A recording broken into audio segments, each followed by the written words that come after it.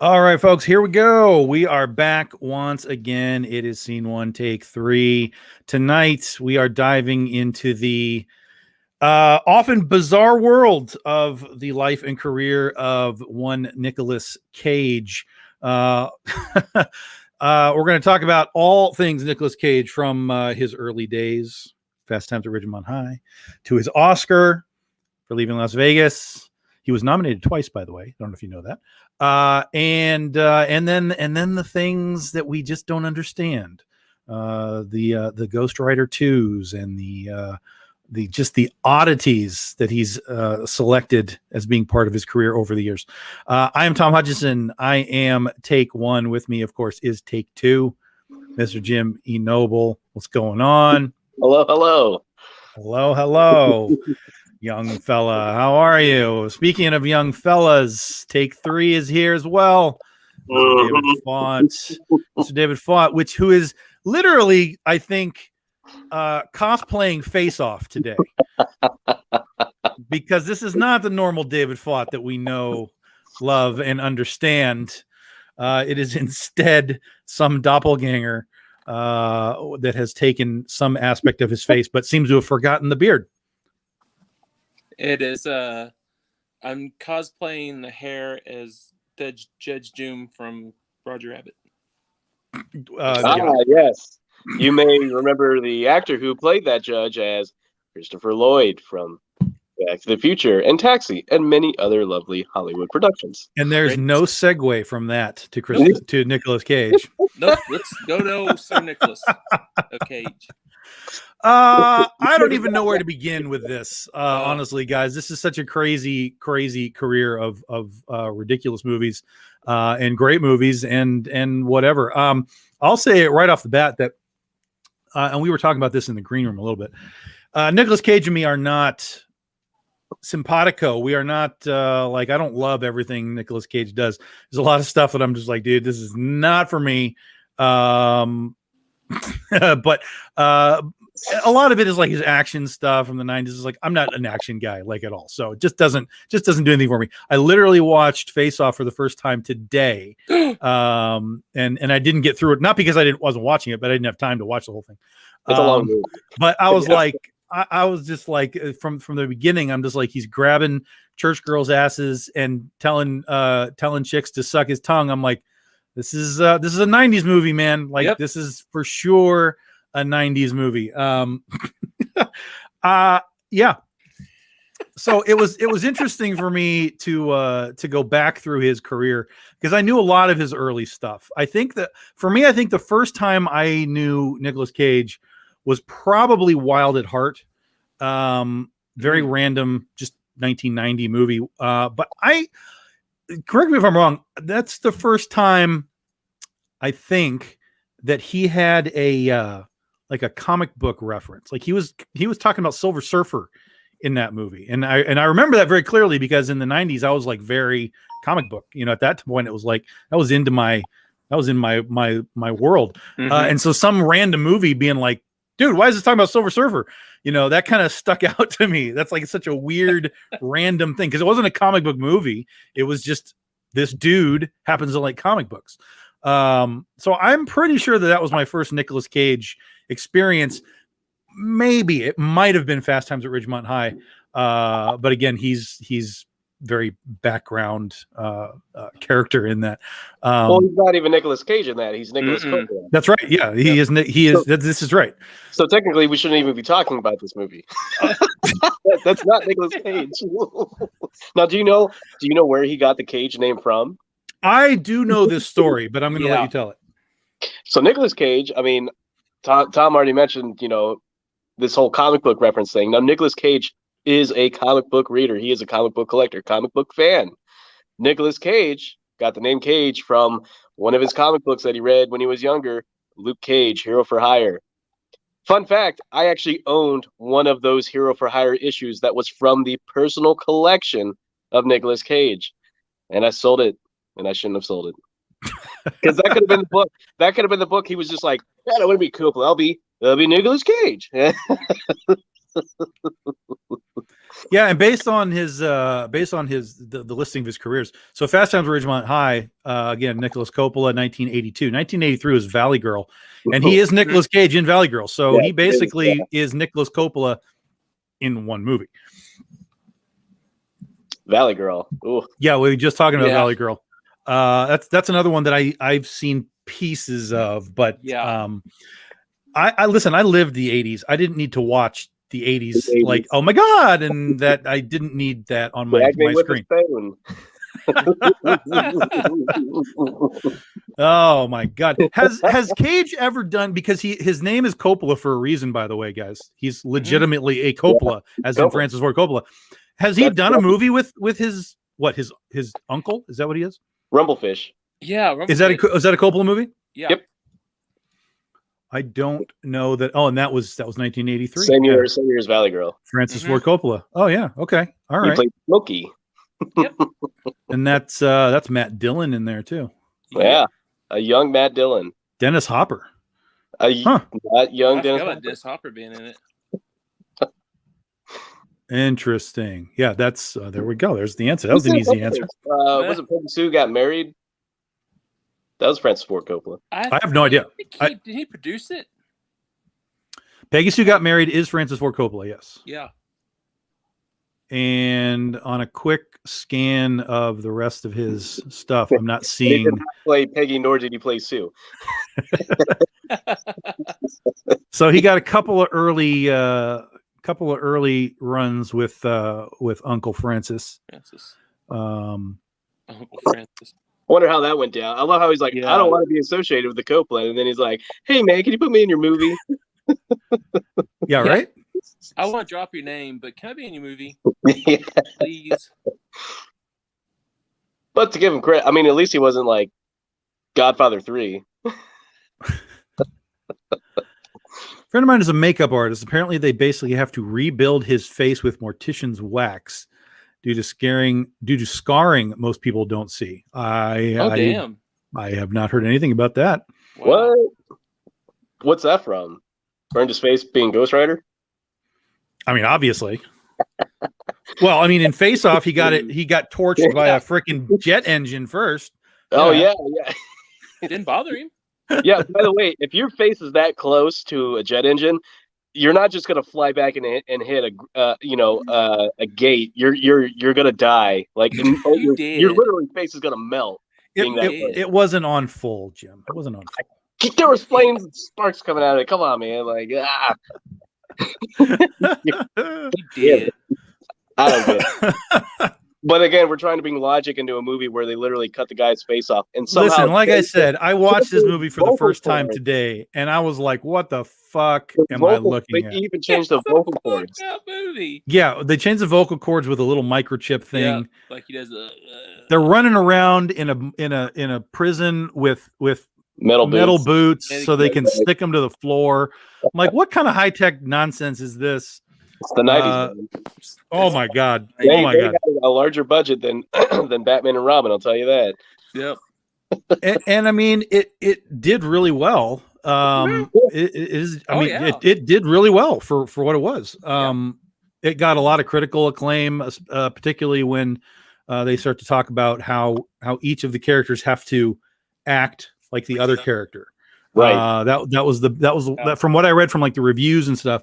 That was the big thing. It's like, they've got to act like each other, and that was an interesting, difference that kind of hadn't been seen on screen before. Is like what Roger Ebert was like. Yeah, man, that was really cool. So if you got Roger Ebert to tell you did something cool, you probably did something cool. So I'll finish the movie. I haven't finished it yet. I'm like the first third of the way through. I'm not like hating on it, but it was really, really weird to start a movie with Nicolas Cage grab-assing church girls. Yeah, it gets weird. Don't trust me. It doesn't. It gets just as weird as it goes on. So. Yeah. But also, Face Off 1997, Con Air came out the same year. Yes. And I love Con Air, man. He's got a history of multiple movies. I mean, 1983 he had 2 movies. 1984 he had 3. 1986 he had 2. This guy was working, man. Hardest working man in Hollywood. Yeah, he was going nuts before. I don't know. I'm kind of looking at the list. I'm thinking maybe the first real hit that was his was probably Honeymoon in Vegas, 1992. That's what got him. That's what got him to be a host on SNL. Yep. Oh yeah. That was his first year hosting SNL. Well, actually, his only year. He only hosted SNL one time, and then he came back as a guest, like not as a host, but as like just to pop in, like, hey, check out National Treasure 2, and then pop out. He's gone. Well, his career is interesting because 92, I feel like that gave him credit as being kind of a star, but he didn't follow it up with much. There's a lot of just really small movies. There was maybe Guarding Tess with I can't think of her name. What's the chick's name? I don't remember. Oh, she was in Cannonball Run 2 also. Oh crap. Shirley. Shirley. Shirley. It's Shirley. Yeah.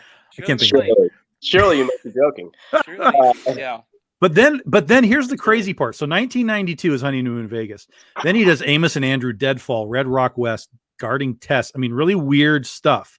Then you get to 1995 and he wins an Oscar for Leaving Las Vegas. Yes. And that is when he goes into his batshit crazy The Rock, Con Air, Face Off, City of Angels, Snake Eyes, 8mm. Like it's after he gets his Oscar that he actually starts going into these ridiculous like action roles after he just won best actor for Leaving Las Vegas. That is a really weird, like normally you do all the weird shit and you build and then you build to a career where you can then win an Oscar. Like look at Tom Hanks, right? Tom Hanks was just this moron comedian for decades. And then he's suddenly like, well, I'm going to be a real actor now.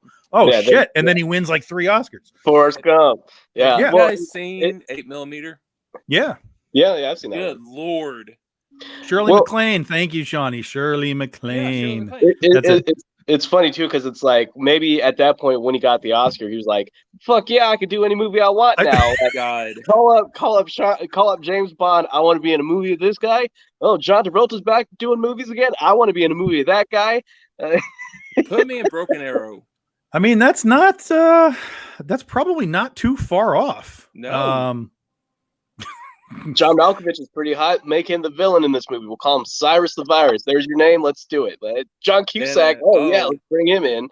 What's his name? The little dude, the one that's supposed to be like the really bad murder. Steve Buscemi. Steve, old boy Steve. Yeah, he's like the murder guy, and he's just like all really nice and everything and all until it's like this one part, and then it goes batshit crazy. He was. They actually wrote that role specifically for him for that movie. But also, how badass of a name is Cyrus the Virus? Like, yeah, man. Like, you gotta be pretty fucking. Like, that's also the Cyrus the Virus rhyme. That's pretty awesome. Like, you gotta, is that? Are we talking about the Con Air? Yeah, Con Air for Cyrus the Virus. Yeah. Yeah. Oh, dude. Oh my God. Put the bunny back in the box. Bunny back in the box. By the way, Tom, you haven't seen Con Air, right? No, well, that's pieces of it. I haven't seen the whole thing.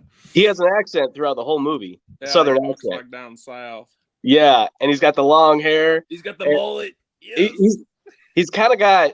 He doesn't have like the fucking like the crazy accent like Raising Arizona accent, but it's an accent. Oh, by the way, Raising Arizona, another great movie. John Goodman. Yes. Not as bad in that movie. Somewhat skinny John Goodman. Yep. Somewhat skinny. The whole fight scene in Con Air, like when he's done, he's like all blazed. Like, he does like the Rocky impression. Or they write the message on Dave Chappelle and then throw him out of the plane. Yeah, Dave Chappelle's it. They throw him out of the plane. Yeah, a young Dave Chappelle. Yep. Is that Chappelle's first movie? No, that was I think that was Robin Hood Men in Tights. Oh, sure. That's right. Sure. Right. I'm pretty sure that came out before. Yeah. That came out like what, 93, 94? Mm-hmm. Maybe. Something like that. I don't know. Oh boy, what you call it's in it? Carrie, what's his name? Carrie Elwes. Carrie Elwes. Yeah. Oh, Carrie Elwes. He's on the con circuit. He's on a lot of cons. Yeah. Carrie Elwes is doing cons now? Yeah. He's been doing cons for years. Yeah. He's always at Awesome Con. He's always at man. He shows up to a lot of Yeah. I don't ever recall seeing his name at a con ever. Maybe you're not going to the right cons. That's fine, and I have no problem with that. He done a couple horror cons because of Saw, dude. Too. He must be real desperate for money. Yeah. Oh man. Yeah, Princess Bride guy. But yeah, going back to Nicolas Cage. Princess Bride guy. Ooh, what if Ghost? Cage played Princess Bride? He is. Hold on a second. I am. You know that I'm 1 degree away from Carrie Elwes, right? Like the 6 degrees of Kevin Bacon. I'm 1 degree away from Carrie Elwes. We're both in the same movie. Is he in the comic book movie? Comic book villains, yeah. Who's in comic book villains? He's the bad guy who goes and steals the comics and crashes them into the lake. Oh my god. He's the stripper's boyfriend. No. Yeah. I'll be damned. Hold on. Yes. Carrie Elwes is the water. stripper's boyfriend. That was him? No way. Yes. Hold on. And he's got a scene with damn it. DJ Qualls. Well, no, he doesn't have a scene with DJ Qualls. Scene with dude, holy shit, I can't think of this guy's name now. Michael Rappaport. No. Danny Masterson. No, keep going. The other comic book store owner. He's in tons of movies. Oh, the guy with the long hair. Yes. What's his name? I don't know his name. He's not Jesus even Christ. Oh god, now this is killing me. Oh, wait. Donnell Logie. Yeah, Donald Logue. It's Donald Logue. Donald Logue. Donald Yes. Logue, Donald So Logue. he has a scene with Donald Logue where they're talking about comics. Like, what's the first appearance of this? What's the first appearance of that? Right, yeah. And that's after he crashed all this stuff in the lake. That's Carrie Elwes. Yeah, you're right. I'm looking at the movie poster right now. Holy fuck. Dude, it blows my mind. You're in a movie with some people that I really like. I Like, didn't know that. I love Michael Rappaport, DJ Qualls, and oh boy, Carrie Elwes.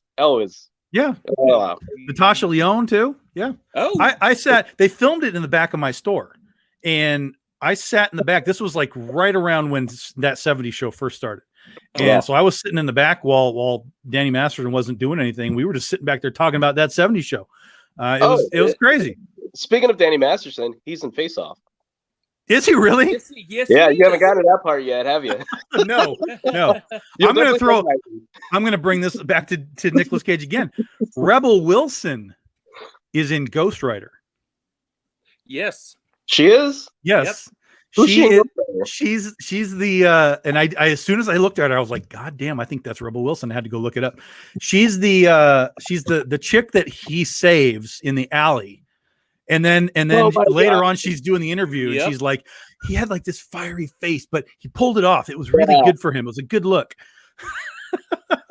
Holy fuck. shit. Yeah. Rebel Wilson. And Donald Logue is in Ghost Rider as well. It's weird to see Rebel Wilson like as like an emo like goth girl. Like right, yeah. Oh my god. Logue? That name really just Donald Logue, dude, he's been in everything. He's in Ghost Rider. He's Johnny Blaze's best friend. He's in Blade. He's the guy that gets his hand cut off all the time. Blade, dude. Oh yeah. Oh shit. I like him. Yeah, Donald great. Blade. He was in that TV show. Yeah, he had his own show for a while. He was in Gotham. He was not Commissioner Gordon. I can't think of who he played. Yeah, he was the other guy. Commissioner Gordon's buddy. Yeah, he was like Bullock or something, right? Yeah, in Gotham. Yeah, he was the Sons of Anarchy. I didn't know his name. Okay. Yeah, Donald's Grounded for Life. That was his show. Grounded for Life. Yeah, you had the hot blonde in it. Mm-hmm. Mm-hmm. Yeah, Terriers. This is another one. I've never seen this show before or movie or whatever it is, but people talk about this all the time. Whatever Terriers is. Yeah. So yeah, he's Bullock. Yes. Yeah. We got that, Mr. Bishop. It's interesting, catching these people. I'm interested on the Danny Masterson catch now. But yeah, when I was looking at her and I was like, cool. God damn, because it's funny because she didn't look like Rebel. She kind of talked like Rebel a little, but not nearly like the accent that she has now. She kind of talked with an like usually every time you hear her, she's got some kind of an accent going on, like Australian or something. But she kind of like tried to ditch it. So you didn't really know, but it was her. It was her. I'll be damned. Yeah, man. And that movie was like what, 05? No, 07. Oh, Ghost Rider. First Ghost Rider. 7, wasn't it? Ghost Rider was 07, yes. 07. So like she didn't hit it big for like another decade almost. Oh yeah, no, that was a super early movie. That's insane. Can you imagine being in Hollywood at that time? Like, I'm in Ghost Rider, and then like just like fucking paying your way for like the next like decade, like just trying to get more movies. It's like, holy fuck. I would have given up after like, well, I'm in Ghost Rider, no one's calling. Like, yeah. Well, it's not like she had a part that mattered. I mean, true. she was on screen for all of like a minute and a half. It's like there's that scene in Bubble Boy with Zach Galifianakis is in Bubble Boy, and this is like what 6 or 7 years before The Hangover. But he looks exactly the same. He looks exactly the same in that movie as he does today, just not as gray. Oh my god! I forgot about that movie. But yeah, Nicolas Cage is he the world's greatest actor or not? By the way, have you guys ever seen that episode? You guys ever seen that show, Community? They did a whole. There's an episode about this. There's a class in that show that Abed takes, and then he just breaks his mind. Yep. Yeah. Because even here's the thing. Even if you're looking at some of these movies, whether the movie's good or bad or not is I mean that's part of the conversation. But it's also what he chooses to do in the movie as the character. You know, some of it is not his fault. I don't know if you guys have seen Left Behind. No. Is that the one where like it's like the Rapture? Correct. Yes. Based on the books, there's a huge, like it's a massively huge book series. Yeah. And so they did at least one of them, and he was like this airline captain or something in there. And I mean, it is such a terrible movie. I mean, it is such a beyond a terrible movie. But you would think like, hey, we've got this really shitty movie, but at least Nicolas Cage is in it, right? And he'll elevate us and make it, you know, at least his portion of it better. Oh no. It was more like, hey, Nicolas Cage is like, this is a shitty movie, and they've already paid me my check, and I'm just going to give them what they get because this is legitimately terrible. This entire movie is legitimately terrible. Yeah, see, but it's hilarious, but it's almost not watchable. It is hilarious, but it's not. There's nothing good hilarious about it. Oh God. But here you are. You have this Oscar-winning dude who's been in all of this stuff. How does he not elevate your film? But this is the quandary of Nicolas Cage, man. Just too much weird stuff. And again, we talked about this a little bit before. There was a point where he went through a really bad divorce and basically just needed money and just was basically signing contracts. Like, I will be in your movie right now. And you have this list of things that no one's ever heard of. And you kind of still have that even now. I mean, like right now you've got like anybody heard of Jiu-Jitsu, Grand Isle, Primal? I mean, no one's heard of these things, but these are even recent movies. Now, sometimes when you're talking recent stuff, it's streaming stuff. So it doesn't get the big hoopla, you know, and so that's fair. Yeah. Metal kind of thing. Yeah. I happen to know what Primal is only because I was looking at what his stuff was. Primal is actually a movie I want to watch. So he's a big game hunter and he's collecting animals for zoos, right? So he's got to ship his animals back on a boat. But while they're taking the animals back, the police have some assassin, or the FBI or something has an assassin that they caught, and they have to ship him back on a boat too, because why wouldn't you ship him on a boat? I mean, as opposed to putting him on a plane and taking him home. I mean, obviously put him on a boat full of animals. The assassin escapes and lets all the animals loose. And so you have this ridiculous chase on this boat. So it's like, I have to watch this. This is going to be ridiculous. Remember that. Yeah, it's on Amazon. Speaking of recent Nicolas Cage movies, there's one that came out this year that I highly recommend, and I love it for various reasons, but the most specific reason why I really like Willy's Wonderland is one, Nicolas Cage does not say a line in the entire movie. Now, I don't know if that was by choice or if it was, if you have Nicolas Cage talk in a movie, you're going to have to pay him more money. Sure, yeah. If he talks, yeah. Yeah. I'm pretty sure this was a Nicolas Cage thing. Going like, look, this movie ain't shit. I don't want to say anything. I just want to. I literally want to walk through my role. It's literally it's imagine if you were locked inside a Chuck E. Cheese and the animatronics came to life and started trying to kill you. But it gets better because not only is it fucking robots coming to life trying to kill you, it's demonically possessed robots. So it's not even just killer robots. Like there's no motive to killer robot. They're demonically possessed, and it's awesome. And it's got David. You'll like this. It's got Mrs. Kettlewell from Child's Play 2. She plays the sheriff. Oh shit! I'm watching that tomorrow too. See, I saw that now because I remember you talking about it, and I was going to watch it, but it was like 99 cents. I'm not renting it for 99 cents. I'm going to wait till it's free. You don't want to pay the 99 cents? No, I would have paid you the $1. Yeah, I'll give you the $1. I'll PayPal to you now. So you can watch it. I need a new GoFundMe for like $1 a month so that I can watch dumb movies. $1. Well, no, not $1. I just need $1. Listen, for every $1 that you send me, I can watch a movie. Every $1 you send me, I can watch a Nick Cage movie. Yeah. A Nicolas Cage movie. Yeah, you can watch the last 10 Nicolas Cage movies that come out in the last 2 years. We're watching that Yeah, tomorrow. because if you look at the list, he came out with, let's see, 1, 2, 3, 4, 5, 6, 7 movies in 2019. Yep. He's come out with 4. He came out with 4 this year alone. And I've only seen one of them. There's one movie that he plays himself. The Unbearable Weight of Massive Talent.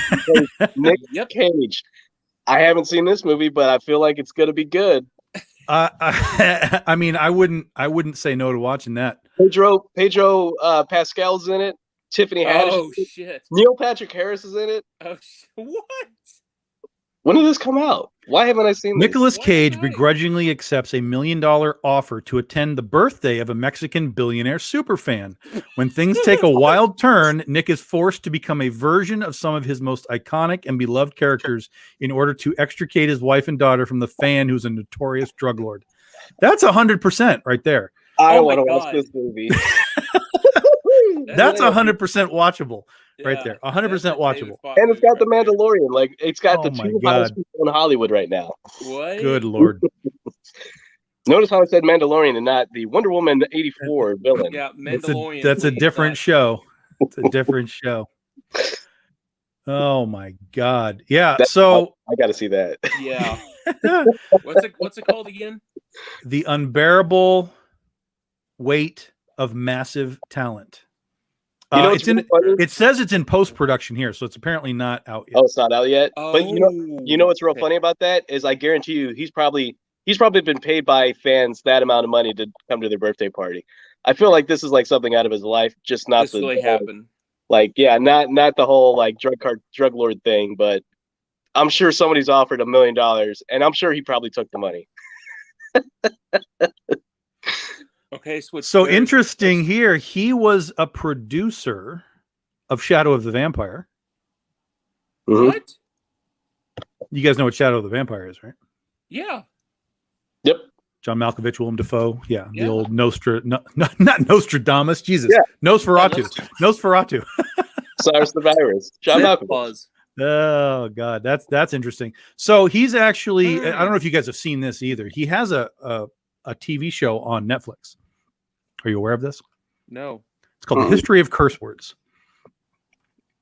I haven't seen this one. Yeah, and it's not just him. It's tons of comedians and actors and stuff talking about the history of curse words. But that's literally what it is. They're like, hey, what does fuck mean? And they just go through the history of like where the word came from, or the etymology, like how did it become what it is? What does it mean now versus in the 1800s or whatever. I won't say that it's a bingeable show because it kind of starts to get irritating after a while. Thankfully, they're only like 30-minute episodes, but it's okay. It's a fun watch, but it's not something you're going to be like, let's watch all 8 episodes of this tonight. Fuck, motherfuck, fuck, damn, hell. Right, and They don't even have. At least I don't think. I have to remember. I watched this a long time ago. They don't even have Samuel L. Jackson on the fuck episode. Like if that What? had happened, Ow. then you would have had something. That's your host right there. Like I know, right? Yeah. he kicks off the show with motherfucker. Like it just Welcome, you beautiful motherfuckers. and it just cuts to like scenes from him. Ow. Okay. Yeah, then it's just his career. Yeah. We're just gonna. It's a half hour of Samuel Jackson. Hey, that's another episode we should do because he's in a lot of. Oh lot of God. movies. Damn movies. Yeah, man. Nicolas Cage, greatest actor of all time. Sometimes. That man's a national treasure. We haven't even talked about National Treasure. No, we haven't even got there yet. We're still kind of tinkering around with like his early stuff. I'm trying to look at his early stuff. I haven't seen a lot of these movies. Some of them I've seen pieces of. I know that. Like I've seen some of Raising Arizona. I've seen I've seen Wild at Heart. I've seen Honeymoon in Vegas. I remember that quite well. James Caan. Moonstruck? The what? The one with old girl. Oh, what's her name? Sarah Jessica Parker. Cher. No, that's Moonstruck. Yeah, Moonstruck. Yeah, I've not seen Moonstruck. No. Okay. It's got Cher in it. Yeah. Is that like supposed to be a good thing? I don't know. If she could turn back time. It feels like that's a movie I'm never going to watch. But Honeymoon in Vegas, I remember. I thought that was. I remember him coming out of he was doing the Elvis impersonation, jumping out of the plane to get the girl again and stuff. I was like, that's all right. That was good. I can deal with this. This is good. Something called Deadfall in 1993 is with director Christopher Coppola. So I'm assuming that's another,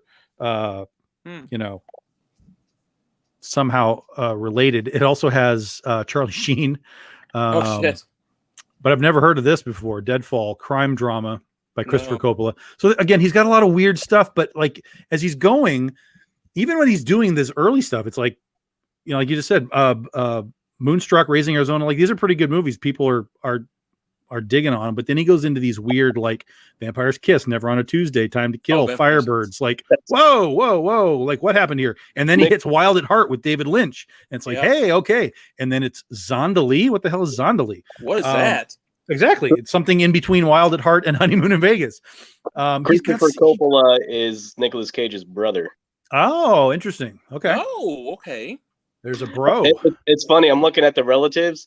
They Mark Coppola and Carmine Coppola, Italia or Francis Ford Coppola, Anton Coppola, Nick Cage. Nick Cage. It's like 6 Coppolas, and then there's Coppola Cage. That's crazy. Coppola's that's such a Italian last name. It sounds like a crime family. Oh sure, totally, 100%. Crazy. Yeah, and then all this weird stuff guarding tests. It could happen to you with Fonda, where he wins the lottery. Just strange things leading up to Leaving Las Vegas. Now, have you guys seen Leaving Las Vegas? Oh hell yeah! It's in Leaving Las Vegas. Yeah. Yeah. This is.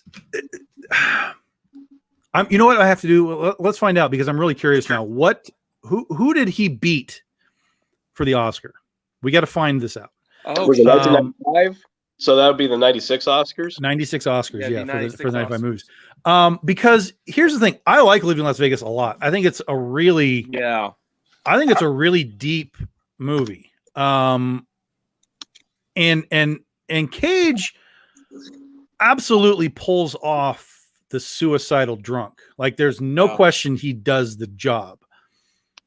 But for me, the actual what makes his performance go is Elizabeth Shue. Yep. She's perfect in that role. And I'm sure she didn't even get nominated for it. So he was up against you'll love this, Tom. Okay. He was up against Anthony Hopkins for his role in Nixon. Okay. He was up against Sean Penn in Dead Man Walking, which that's a Sean Penn movie I've actually never seen. Yeah. That's a good one. Richard Dreyfuss and Mr. Holland's Opus. Oh. Okay. And then the other guy is Massimo Tauricio in Postino, the Postman. The Postman, yeah. Oh, Postman. That's interesting. That is interesting. Yeah. That he would beat Anthony Hopkins. Yeah. By playing a suicidal drunk guy. Now I haven't seen Nixon. Maybe I don't know. I mean, he got nominated, so obviously it had to be a good performance. I'm assuming that's a movie about Richard Nixon. Yeah. Could be. Yeah. It's okay. Might be. It's a political drama, so there you go.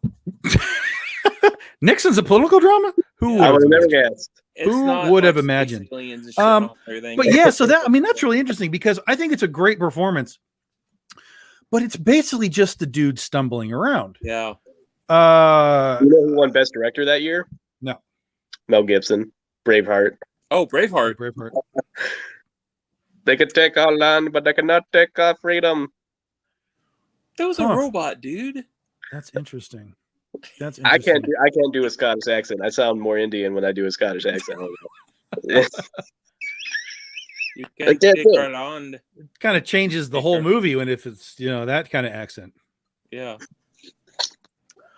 But yeah, can you look it up on there again? I don't know. Maybe she's supporting actress. Does Elizabeth Shue get anything? Yeah, was she nominated? Okay, let's see. Best Supporting Actress. Nope. Oh my god. Oh wait, let me see if there's best. Oh yeah, she got nominated for Best Actress, but she lost to Susan Sarandon. So she was nominated for that movie. She was nominated for as Best Actress. She was up against Sharon Stone, Meryl Streep, Emma Thompson, and Susan Sarandon. The hell was she up against for Sharon Stone? Casino. Oh, okay. Okay. That was good. That was good. Yeah. All right. Sharon Stone got it. Who won it? Oh, Susan Sarandon. Dead Man Walking. Dead Man Walking. Oh, Dead Man Walking was a big movie that year. Yeah. Yeah. And the best supporting actor was Kevin Spacey in The Usual Suspects. Uh-oh. Whoa. So she did get nominated. See, I didn't realize that. So that's great. So that's good. Yeah. So I like that did happen then. That it wasn't just because it's kind of like Titanic, right? You had Kate Winslet get nominated, but not the kid Leonardo. Yeah. Like neither of them. Everybody was kind of like, oh, they should have both got nominated. But in this case, they did. So that's good. I'm much more pleased now that they both got the hit because really neither of them worked without the other. I thought that was absolutely a tag team Oscar win, nomination win, whatever. So that's good. That's good. I'm pleased now. Yeah, what an interesting year. And the director got nominated for Best Director as well for Leaving Las Vegas. Sure. But you can't beat Mel Gibson, man. Mel Gibson, greatest actor of all time. Next to Nicolas Cage. But yeah, you know what? You know who should have played Jesus was Nicolas Cage, right? Yeah. Oh, imagine him doing that face that he made in the beginning of the movie where he's touching the girl's ass on the cross. No. I'm sorry. No. He wasn't desperate for work at that time. We're that close to Sunday, dude. Come on. Hey, I mean, he was dressed up as a priest while doing that, by the way, too. In Face Off, so he was a pervy son of a bitch in that movie. He kept calling asses peach. Yeah, like I could eat a peach for hours. I'm like, I was in the theater going, "What the hell, dude?" Well, and this is the key moment of Nicolas Cage leaving Las Vegas. He wins his Oscar. Then it's The Rock, which is a good movie. Michael Bay, early Michael Bay stuff right there. Love The Rock. The Rock, then Con Air, then Face Off. Love Face Off. City of Angels, I'm not familiar with. I know I've heard of it, but I'm not really sure what it is. We saw it in the theater, didn't we? Yeah, I seen that in the theater. It was actually not too bad. Then he did a Brian De Palma movie, Snake Eyes. Yep, that was good. Snake Eyes, which I've not seen either. And then 8mm. That's Joel Schumacher. Wow. What? That is a Joel Schumacher directed film. Hell, didn't know that. Yeah, Joaquin Phoenix too. What? Watch that one. I haven't seen that one forever. I don't think I need to, but ugh. Yeah, that was a creepy movie, dude. And then they did a sequel too, but it says it does not have any connection with the original, so it's just its own. They made a sequel, just its own thing. James Gandolfini too. I remember this movie kind of vaguely. I remember it being really creepy and weird, man. I mean, obviously it's about snuff films, so that's never a good. That's not really your top. no. You know, hey, what do we got on the pile of movies this week? Well, there's this one about snuff movies. Hey, put Nicolas Cage in that. Hear about him filming that? Like that one scene, that's actually watching it. And they said that the director, Joel Schumacher, actually just put weird shit up there. And he was like, he was really acting uncomfortable because he put uncomfortable shit on the screen while he was watching it. Oh, okay. So that was his real reaction, like Nicolas Cage's reaction throughout the whole thing. That whole scene. And I was interesting. I mean, there's been stories like that in Hollywood forever. I know. They want to trick them. They want to catch them off guard. They think it's going to be warm water, but it's ice water hitting them, and you get the. We're gonna drop Hans Gruber on 3, but drop him on 1. right. You got to get the real response. Yeah, because 8mm. That's James Gandolfini. Right around that time that he was probably filming that, he got the role as Tony Soprano on The Sopranos, and then he did movies, obviously, going forward, but I mean, he was so busy with HBO being a hit, being that guy, being a waste disposal guy in New Jersey, waste management. Yeah, waste management. So he actually reunited with John Goodman in Bringing Out the Dead. So you had John Goodman early, you got John Goodman later. Yeah, you got fat John Goodman. That's John Goodman in his prime fatness. That is Roseanne, post Roseanne John Goodman. This is an interesting thing. Bringing Out the Dead is the final film to be released on Laserdisc. Oh, really? Wow. That's a strange little factoid, but that's what it says. Wow. The final movie to release on Laserdisc. Wow, interesting. Now I kind of want one. That's a good cast too. You got the guy who got fucked in the ass in Pulp Fiction. Ving Rhames. Ving Rhames. You got Patricia Arquette, who we all know and love her from Nightmare on Elm Street Part 3, Dream Warrior. The one about the ambulance.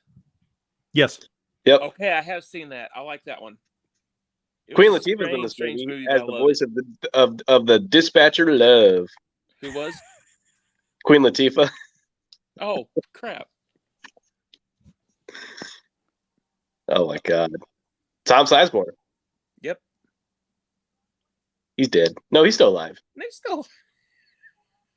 He died in Saving Private Ryan. He also died in Kill Bill too. Spoiler alert. Oops, sorry.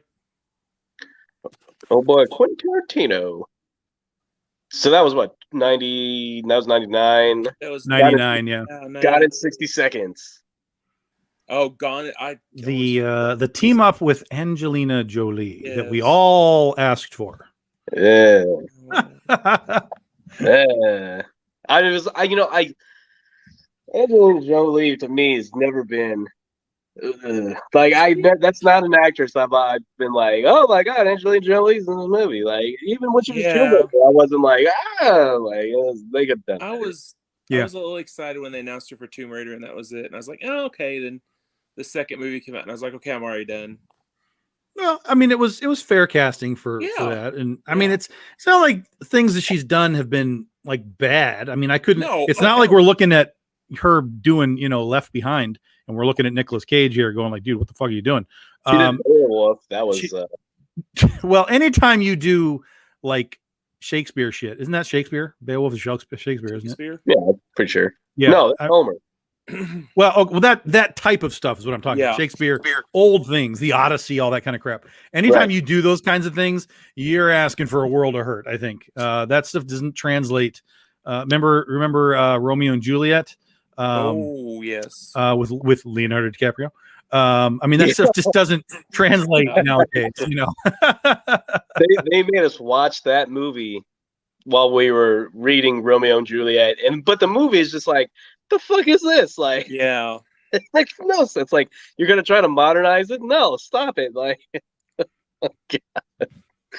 And then the teacher the whole time just going, now just imagine them being 12 and 13 years old. Like, no. not gonna happen. I remember having to see the original movie at school, like the original Romeo and Juliet, and we had to take waivers. Yeah, we had to take like waivers home because they said there's a boob scene. I remember that. Yeah. We had to do the same thing. Yeah, we had to our parents had to sign the waiver to watch it. And Mom's like, I don't give a shit. You've seen horror movies by now anyway. Who cares? So she signed it. And yeah, we got to see the boob in school. They probably don't let him do that anymore. But yeah, I also had to do that to watch that. Oh, Romeo and Juliet movie with a boob in it. Yeah. She, like jumps out of bed. I remember it perfectly. I don't know why. She, like, we know exactly why, because there's boobs in it. That's why you remember it. Yeah, I mean, wait, what are we talking about? The Leo movie? No, the one there was one before that long time ago, like 70s or 80s. Yeah, there's like an older Romeo and Juliet movie. And it's like 1968. That might be it. That might be it. Is it in black and white? I don't know. I can't know if it's that old or not, but it's an old movie. And there's a boob in an old movie. I would understand if there was a boob in the Leo movie, because that's like a modern thing. Let's put a boob in it. 68. Shawnee says it's the 68 version. Okay, it is 68. Thanks, Shawnee. Yeah. There's a boob in a 68 movie. Beware. I had to get a waiver to watch that movie. Yep, we did. That's too. hysterical. We had to sign a waiver. Our parents had to sign a waiver for us to see it. I've never seen that movie. The only time I watched, we had that kind of stuff is my senior year in high school. There was an English class that was, how do I describe this? So we're dealing with the literature, like Moby Dick, for example, right? But we would also watch the movie that would go with it. And so I was like, fuck yeah, I'm going to take that English class and I'm going to watch movies. I'm not going to ever read the book anyway. I just should watch me the movies all day long. That's fine with me. So I was like, well, why is this even a thing? Like, how are kids being given the option of watching movies for class? I took it, but and so we were dealing with like Charles Houston movies and his adaptions and stuff. Oh. And one of the ones that he was in that she never talked about was the last Planet of the Apes movie. Conquest of the Planet of the Apes. No, it's Battle for Planet of the Apes. That's it. Battle for the Planet of the Apes. And so every time in class she would talk about John Huston and all of his movies. She'd be like, yeah, this, and this, and then I'd be like, what about Battle for the Planet of the Apes? And she'd be like, shut up. Like, no, we haven't watched Battle of the Planet of the Apes. I'm here to talk about Battle of Planet of the Apes. Right. This is why I took this class, Battle for the Planet of the Apes, because Planet of the Apes was a book, and it's all based on a book. And Charles Houston, she didn't like me. That's great. You're like, what about Jaws? That's a book. Yeah, Jaws is a book. Jaws. Did they ever make you watch Jaws? Because what's funny is Charles Houston actually played an ape in that movie. Mm-hmm. He played the lawgiver in that movie. So I was like, Charles, he's the lawgiver. We should watch that movie. Shut up. He's the lawgiver. Yeah. I probably shouldn't say this on here, but we had like a really cool band teacher. So like by time, and I think this is my junior high in high school, like we all joined, and then by the time it was like getting close to the end of the year, like there was nobody. There was like 4 of us in this class. So y'all like, dropped out? What happened? So just people dropping out. It's a small town, blah blah blah, and it got to the point like he goes, "What movie you got today?" So we'd like go down to the local video store, and we'd rent like 80s horror movies, and so you watch them in the class. So we watched like Warlock, Hellraiser. Sounds like a fun class. Yeah, I tried taking a movie class when I was going to community college, and every semester that I applied for it, it was already filled. Like, because that's what everyone wants to get. They want to do the movie class to get that free credit. Basically, it's like, oh, I watched The Wizard of Oz, Citizen Kane. Let's read a report about that. And, there's like a million reports that you could just download a report off that from anybody on the internet right now. Yeah. Like, yeah, let me be clear. I did not ace this movie class. Right under the radar there. I got my graduation. I got out. Oh man. It's never like fun movies, It's always like some boring shit like, oh, we're going to talk about Casablanca. Like, fuck. Can we watch that's what happened. It was Treasure of the Sierra Madre, and it was like the 60s Moby Dick. And it, I remember her telling me stories like they couldn't get the whale to stay afloat, right? So because they were dragging it behind a boat. So Charles Houston got on top of the whale and was like, "Look, you either make this thing work or I'm gonna die." And so they had to figure out how to make this stupid whale float because the director was sitting on top of it. So it was ridiculous. It was ridiculous. It was like Bruce. And I got a D in a movie class. I got a D, but I graduated. Hey, that's all that matters. But I passed, right? Yeah, that's it. That's all that matters. I got a D. My senior year in high school, like, how can I get out of here doing the absolute smallest amount of work possible, but still get it? So do you think there's like some college someplace there's like Nicolas Cage movies for a semester? I bet there's got to be. There's comic book classes about comic books. Yeah, there's comic book classes. There's Klingon classes. There's Jedi classes. I mean, there's stupid shit. Like there's professors who profess. Yeah, in this we exist now. I've actually had this discussion with somebody before. We exist now in a world that pop culture, as we know it. I mean, there's always been pop culture, right? I Love Lucy, whatever. But there wasn't ever like, hey, I've got I Love Lucy toys on my bookshelf, like that. We live in a completely unique moment in time where, and we're living proof of this because what are we doing on Saturday night? We're talking about Nicolas Cage movies, and their effects on us and so on. We live in this society right now, in this culture that has no concept of what came before it.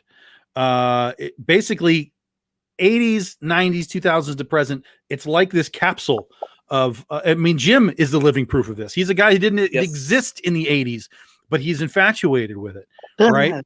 So it's a really, really weird period of time. There's actually a movie. I went and saw The Conjuring the other night, and there was a preview for a new movie that's coming out. And I can't think of what it's called. It's got Hugh Jackman in it, where basically the world starts falling apart. It's flooding, and people are just like, well, this is fucked. We are just screwed.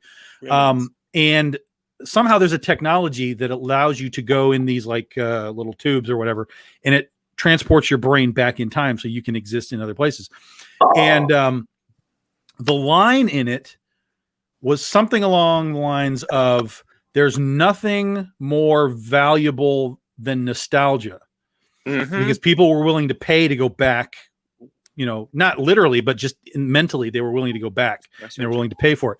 That's where we are right now, where it's like, we're living in this time that is just fucked up, and everybody just looks at where they came from, no matter how far back it is. Like for me, it's the 80s, 100%, even the 70s, because I was born in the early 70s, but I was aware of shit because Star Wars and stuff, towards the late 70s. So even for me, it's like, dude, just put me back. And it's a really interesting time right now because, all you see is commercials for stuff you already know. They're even selling toys that existed back in the day. Not a new Optimus Prime, the exact same mold in the same box with a new copyright on it. I mean, they're selling the exact same things to us that they sold us 40 years ago. So it's a really screwed up, weird time. And I actually have a sci-fi book that I want to write that kind of deals with this, but reality is moving faster than I can keep up with it. So it's like, there's already things that are happening now that I'm just like, well, fuck, that's not even fun anymore because it's already happened. So I got to go like way down the line and really kind of figure these things out. So yeah, it's a really weird, interesting time to be alive. Just to throw it out there, the movie's called Reminiscence. That's it. Reminiscence. Yes, yeah. Reminiscence. That's it. And it's got the girl in it from Dr. Sleep too. The girl in the hat. The girl in the hat from Dr. Sleep. Which Dr. Sleep, was that that's the Shining sequel? Yeah. Shining sequel. I haven't seen it either. Guys, please. I want to see it. I just haven't seen it. I need to go watch The Shining again before I watch it. Yeah, because I don't. I mean, people were like, "No, you can just watch it. Don't worry about it." But I kind of feel like I want to be in that mode before I see it, because I haven't seen The Shining in a long time. Yeah, that's another thing we should do is Jack Nicholson movies. There's a lot of scenes. Oh yeah, man. We should talk about One Flew Over the Cuckoo's Nest alone. That's great. God, I love that movie.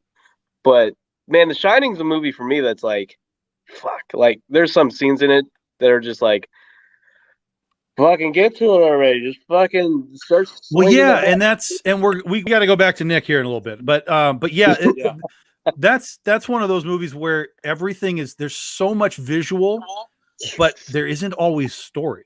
No, it's and so you're kind of dragging your way through it. So yeah. Oh my fucking God! Like, just here we are, just sitting in this room eating dinner. Shut it, Mr. K. Shut it. All right, Scott. Now, National Treasure. Let's talk about stealing the. Well, hold on a second. Let's keep moving through here, because we're at 2001. 2001. He only has a couple of movies: Captain Corelli's Mandolin, and A Christmas Carol. He actually played Jacob Marley in A Christmas Carol. Yeah. Okay. But then he did. I don't know if you guys saw this. This is actually another John Woo movie, which I didn't know until right now. He did a movie called Wind Talkers. Which was a world, I think it was World War II movie. Yeah. Where they had the Navajo, I want to say Navajo, maybe it was just American Indian in general. Navajo Indians, they were using their Indian language because the Germans couldn't crack the code because they didn't understand the Native American language, which I thought was for me, I thought that's a really interesting story. Is let's learn about this part of history, because it's legitimate. It's a real story. It's a real thing. Kind of like what I learned on Netflix the other day, where I was watching World War II colorized and found out the Nazis were basically on crack. Like, legitimately, they were on I didn't know that was crack. on Netflix. I have to watch that. Woo! You learn something new every day. Yeah. Mark I thought Ruffalo I thought this was a cool movie. Yeah, it was a good movie. It was a good. Here's the thing. There are important movies, and I think this is an important movie, but that doesn't necessarily make them good. It's like Zero Dark 30, right? Zero Dark 30 was an important movie, but it wasn't really a good movie. Yeah. And I think this one kind of falls in that realm, not because it was like bad, like, this sucked, but it as a film, it just didn't really grab and go for me anyway. Zero Dark 30 was like, so that was like a year after all those things happened, right? Yeah. Where they caught Bin Laden. I was in the Navy at that time. And so like watching a movie about something that just happened basically less than a year. Like, fuck, man. Like, there's a scene in that movie at the end of it where there was like a lady who helped capture Bin Laden or whatever, and she's like on a C-130. She's like the only one on it, and there's like some army guy, and he walks up to her, and he goes, "So what are you gonna do now?" And then she just then she just starts crying, and like we were sitting in the theater, and I'm with my Navy buddies, and one of my buddies goes, "I'm going to Disneyland." Like, you just captured the world's like worst terrorist of all time, at least the modern century, and like that's that would have made that movie a million times better. But like for me, it was just like to see something so modern, so new, that like on history that just happened. It's not not the full details and everything, but it's like. Like, I don't want to watch. Like, I can only imagine what the Vietnam guys felt when they saw Platoon, or Yeah. But granted, that was over a decade after Vietnam. But like, we're talking about not even a year. It's like here's Bin Laden movie. Like give it like a couple more years, man. Like, Well, a lot of times those movies come out as propaganda pieces. Yep. They're just there to be like, yep, yay us, because look what we did. And that's not what Wind Talkers is. Wind Talkers is a legitimate, like, look, they helped us win the war because the Germans couldn't figure out what the hell we were talking about with this language. So it was interesting and it was cool. It was like the Monuments Men with George Clooney. I was like, it's an important movie, but it's not really a good movie. John Goodman's in that movie. Yeah, John Goodman. Yeah. Yep, John Goodman. John Goodman. That's another guy we need to do that. So 100%. I love John Goodman. I love John Goodman. So we've got Mr. Smithers here is talking about Adaption, which is right after Wind Talkers. I've never even heard of this movie. Apparently, he plays two roles. He plays a writer and his fictional twin brother because he's doing something like that. So this seems to me like it was probably a festival piece because I've literally never heard of it. It's like I'd heard of it. Sundance Film Festival, best movie. Correct. Best movie for your film festival. But it got Academy Awards. It got Golden Globes. It got stuff. I have literally never heard of it. It's Nicolas Cage, Meryl Streep, Chris Cooper. I don't know who that is. Chris Cooper is I'm trying to think what he played on. I can see his planes, Dave. I can't remember what the hell he played on. Go on. I forgot. It goes. It's gone. And then the third movie he had that year was called Sunny. Again, this looks like it is. Oh, this is a film by Nicolas Cage. James Franco is the son of a woman who runs a small brothel in New Orleans. Here's a fun fact: the film was not well received, 23% on Rotten Tomatoes. However, Tommy Wiseau is a fan of the movie, and Franco's performance in it gave Wiseau faith in Franco's ability to portray him respectfully in The Disaster Artist. Wow. So because of this movie, we get The Disaster Artist. Thank you, Nicolas Cage. Yeah, this is the directorial debut of Nicolas Cage, who makes a cameo appearance. Budget, $132,000 is what it made. Yeah. It made twice the amount of its pad. So there's that. There's that. And they probably didn't pull it from theater. It wasn't a complete flop. Wow. Crazy. That's funny. Then we move into Matchstick Men, which is a Ridley Scott movie. Yeah. I know what this is, but I can't. Yeah. He's a con artist. Okay. Tourette's syndrome. That's perfect for him. Holy shit. Yep. That's the player he was born to play is Tourette's syndrome. Jesus Christ. Yeah. And then 2004. Then he's a real star at this point. 2004, National Treasure is released. National Treasure. He becomes not that Indiana Jones isn't American, because he is, but Indy's running around the world doing all this stuff. Right. Nicolas Cage is running around Washington's tomb finding stuff. He's saying it doesn't belong in a museum. That's correct. Well, no, in fairness, he found the treasure and only took 1%. He gave the rest to the Louvre and the Cairo Museum and all of that. He was there. He literally, it's like the second Indy Jones. So it's Fortune and Glory. He was there for the glory. That was his thing. And that is an interesting aspect to the thing, is that he wasn't really after the treasure. Oh God, Bane, is it Bane was the bad guy in the first treasure? I can't think of his first name. Oh, Rings dude. Yeah, Lord of the Rings dude. Yeah. Yeah. Shit. He always gets Sean Bean. Sean Bean was there for the treasure, but Nicolas Cage was there for the glory. He wanted to prove his grandfather and his great grandfather, knew what the hell they were talking about, that this treasure existed. So it is an interesting sort of like, let's have one guy here for the treasure, one year here for the glory. And then he took his 1%, which was still probably, millions, $100 million or something. It is a little weird because like the sidekick gets like this crazy Ferrari, but it's almost made out like he only got the Ferrari but Nicolas Cage has like the huge house and shit. I'm like, yo, dude, you got more than just the Ferrari. I mean, be happy, man. Maybe he doesn't want to flaunt the money so people don't rob him or something. So he gets a red Ferrari. Well, I don't have any money, but I have a red Ferrari. Yeah.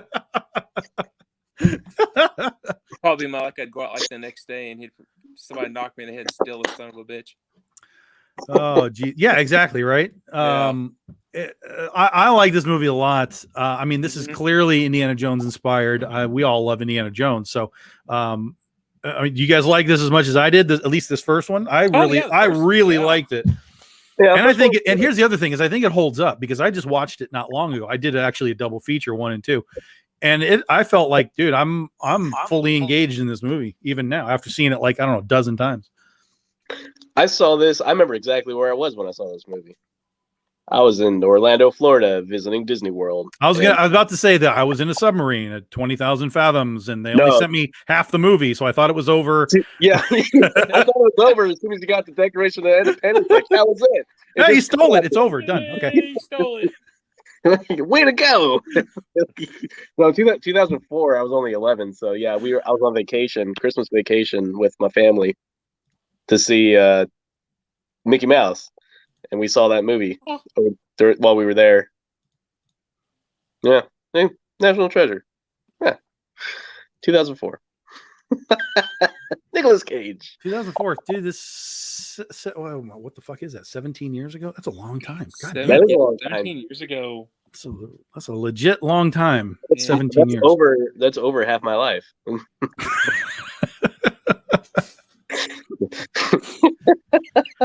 Jesus. Oh God. Dave, you're either tired of National Treasure or you're tired of Jim. One of the two.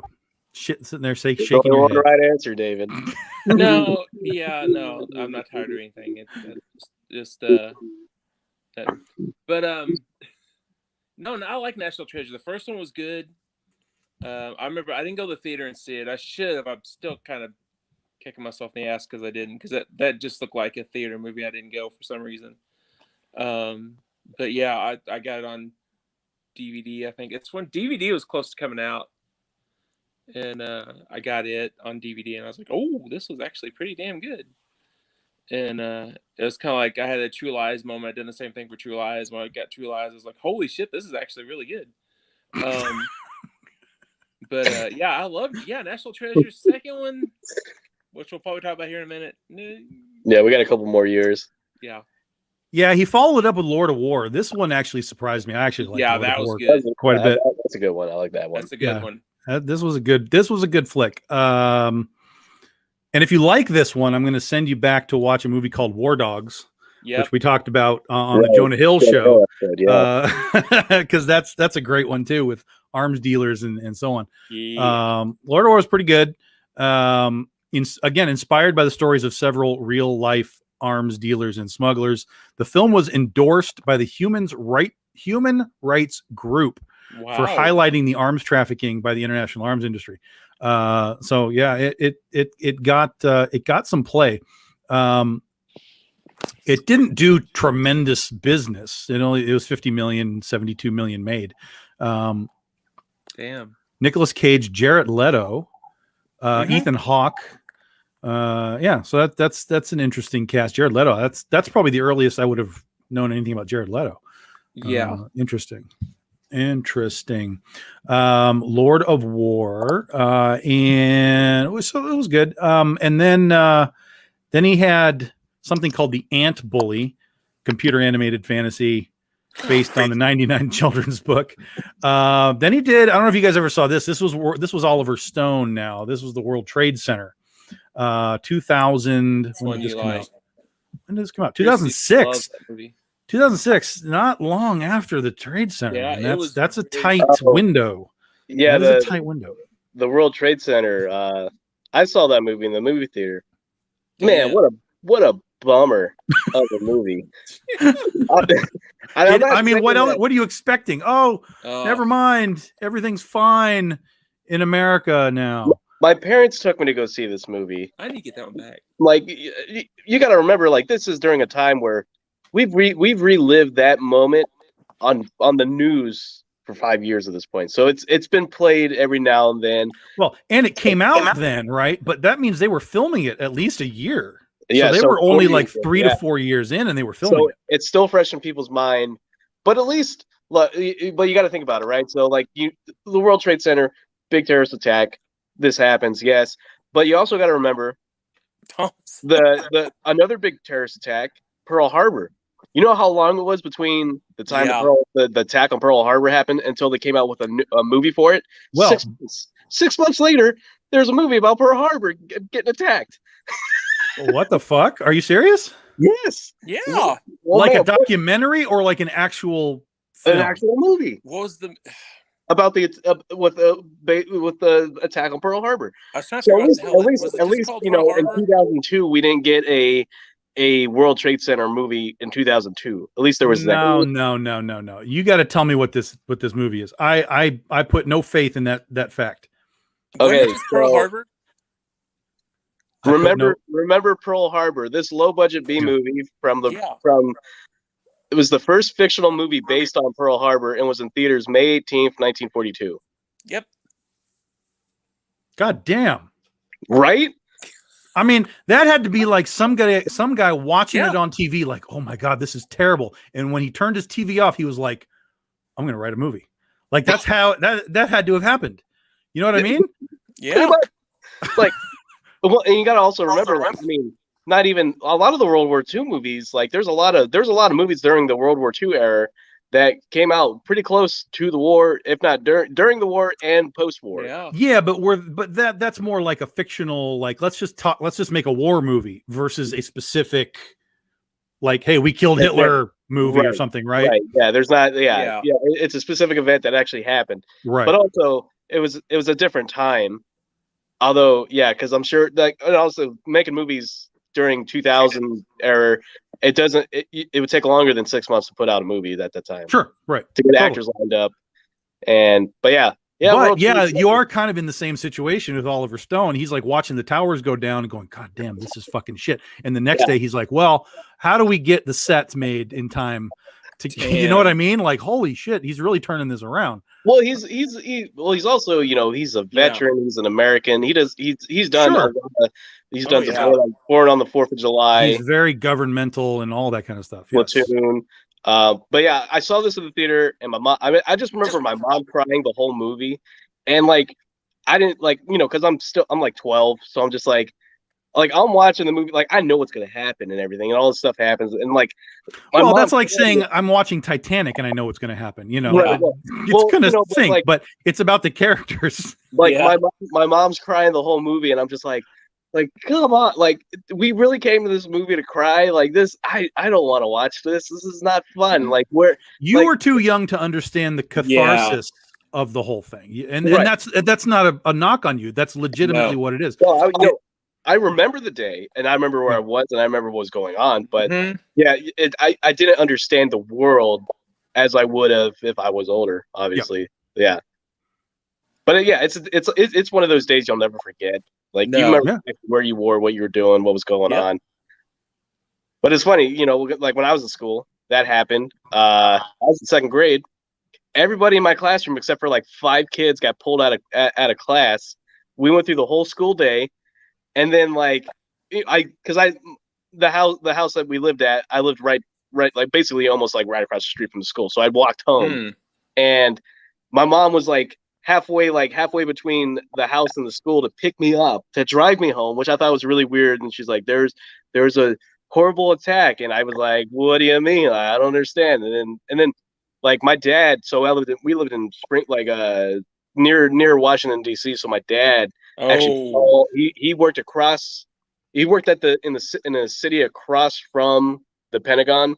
So he saw he was on the phone talking to my mom about what just happened up in New York, and he saw the plane hit the Pentagon. Oh, yeah. Damn. So it's pretty close to home. Let me just do my Oliver Stone for a minute. The plane that hit the Pentagon. Oliver Stone. The plane that hit the Pentagon. Platoon is one of my favorite. We're about to get cut off. I know Facebook's about to be like, "Fuck you guys, you're out of here." We're talking about conspiracy theories. How do we get to shut it down? Okay, never mind.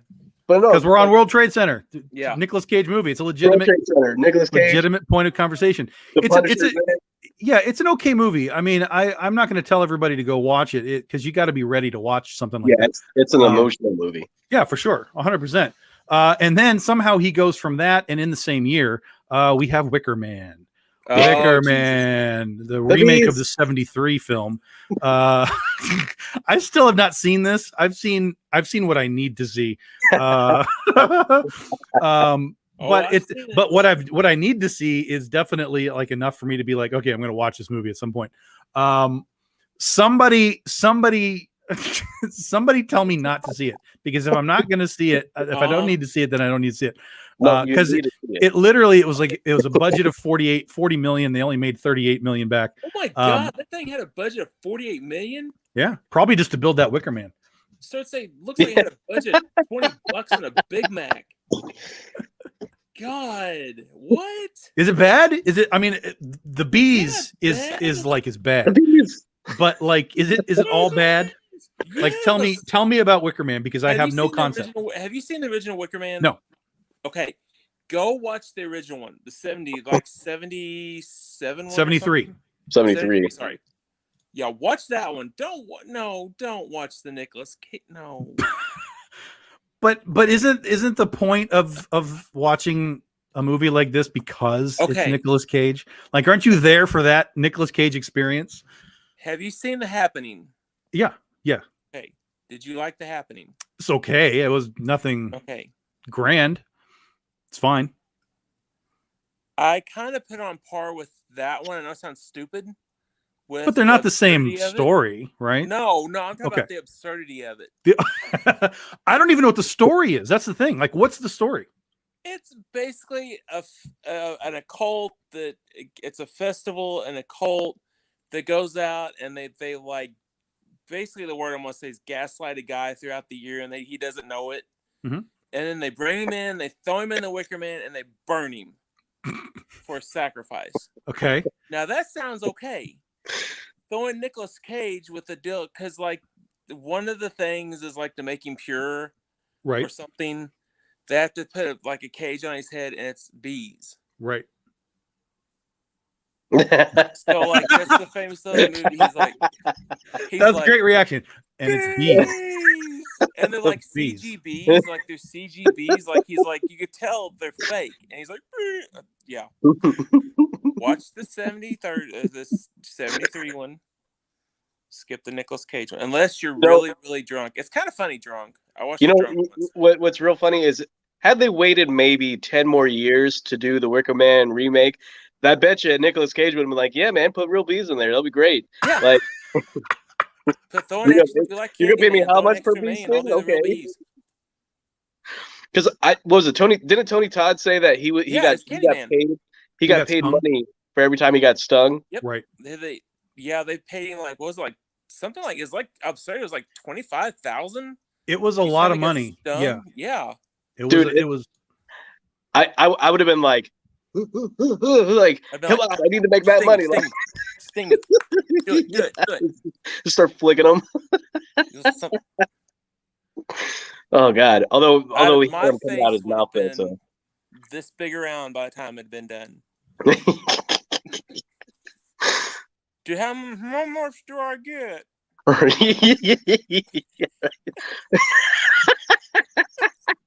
Well, David, you made two. Right there it is. Oh my God. Keeping you doing it wrong. Remember, folks, all those bees are not actually there. No. It's just a figment of your imagination. What? Yes. It's movie magic? Yes. It's Nicolas Cage going. It's amazing what you can do with technology. That's your budget. That's your 40 million budget right there. It was all like it was $100 to build the Wicker Man, but it was $1 per bee to do the bees. $1 per bee. No, $1 per bee, or if it's a bad one, 2 for 50 cents. Oh my God! It's basically it's an occult movie. Is basically what it is. Sure. They would have made their money back had they not CGI'd the bees and actually just used real ones. Just use real bees, yeah. If you want to see a better occult movie, seriously, see Midsommar. Trust me. I've heard people talk about that. Yeah. I'm unconvinced. It's at this slow. point. It's a slow burn. Yeah. But when it hits you, and it hits you hard. All right. Right, I'm not against, like, it's fine. It's like one of those that's like on the list. Like, I'll get to it, but I'm not rushing towards it. I got other things to watch in the meantime. Yeah. Take your time. Yeah. So Wicker Man, and of course it was then followed up by the most amazing sequel in sequel history. No. Ghost Rider 2. Oh God. No, Ghost Rider. Spirits of Vengeance. No, that's the first Ghost Rider. Oh yeah, it is Ghost Rider, isn't it? Yeah. Okay. I thought we were further down the list. Holy shit. No. This guy did too many movies, man. No. Yeah, because Ghost Rider, they had to CGI his tattoo. Yeah. His tattoo. He has a Ghost Rider tattoo. Yep. And so there's scenes in the movie that they had to cover. Why did they put makeup on it? No, the CGI, because they had the money, they need to spend the money. Like the Superman. No, they needed to spend the money on a script, is what they needed to do. Because this thing, listen, I will stand. I made a post earlier that Ghost Rider, the first movie, is still better than what they did in Agents of S.H.I.E.L.D. with that Robbie Reyes nonsense Ghost Rider. That's garbage, guys. That's garbage. But watching Ghost Rider back again, like, this is a massively flawed movie. The fun parts are fun, but god damn, there's so much bad dialogue. Blackheart is the stupidest villain to ever step into a horror movie. You know, Sam Elliott was really good. Sam Elliott was great. Well, Sam Elliott's great in everything. But you know, and I mean, I get it. They had to have the love story because that's the whole point, is why he can control the thing, is because he did it for love, blah, blah, blah. But Eva Mendes was there for no reason other than her boobs. I mean, she was absolutely just a giant nothing other than a pair of boobs in this movie. She's hell for that one. She's awful. Well, she's awful. Let me tell you how bad this movie is real quick. She's awful. Okay? She's awful. Okay. Okay. I am and still am good friends with Javier Salvatierra. Okay. He lived down the road from me. Artist of Ghost Rider, for those that don't know. Artist of Ghost Rider. And I had to threaten him many times to watch the movie with me. He never did. Well, I don't blame him. I mean, he probably wasn't getting any sort of credit or anything like they do nowadays. Not even that. He's like, this movie is goddamn terrible. He's like, he goes, I've seen the commercial. That's all I want to see. He goes, I don't even want to see it. So I'd aggravate him and threaten him once. I'm like, you want to come over and we'll fix a big meal, and you want to watch a little Ghost Rider? Watch a little Ghost Rider. It's like a porn. You just fast forward to the good parts and just forget the rest. Yeah. Although I did like the motorcycle. That's the only thing I like. No, that's what I'm saying. The fun stuff was fun. There's some really good Ghost Rider stuff. He's riding up the building. I mean, there's good Ghost Rider stuff, but there's just way too much that was just like, we don't have any money left for script and dialogue and anything of value. So, you know, you guys need to stop eating in the green room. Just stop. Okay, now we got money. Yeah, the villain was so subpar. Yeah. Oh my god. Totally. It was like you couldn't get a better. Like, I mean, granted, Blackheart's a good villain. They just didn't use him right. Yeah, you know, Blackheart is not a dude in a suit. Right.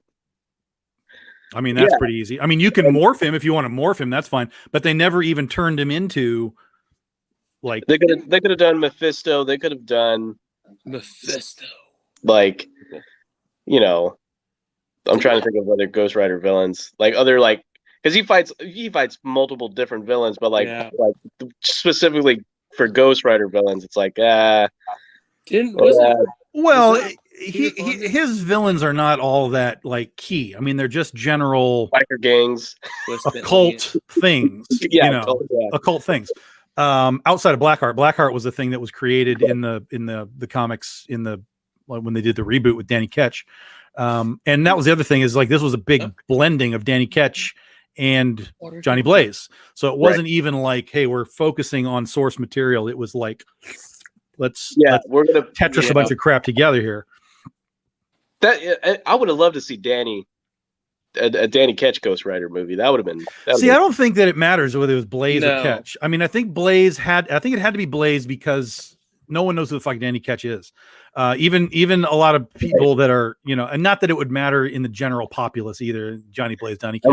Unless you were reading Ghost Rider in the early '90s, you know, because they've done multiple different Ghost Riders since then. Sure, yeah. But Johnny Blaze, he catches on fire. It's all it all goes together. You know, it's the shtick. It's the shtick. But see, even Peter Fonda, even with him as the devil, it's like he didn't do anything. No. Like he just kind of stood around and was like, "Hey, Johnny, I'm gonna, blah blah blah." And then at the end, like I'm just like, so wait a minute, you gave him this power, and now you have no ability to take it back. Johnny's just like, "Nah, fuck it, I'm gonna keep it. I just want it. It's mine now. Thanks anyway." Which again goes back to the whole part of the story where, hey, you did it for love, you did it for the right reasons.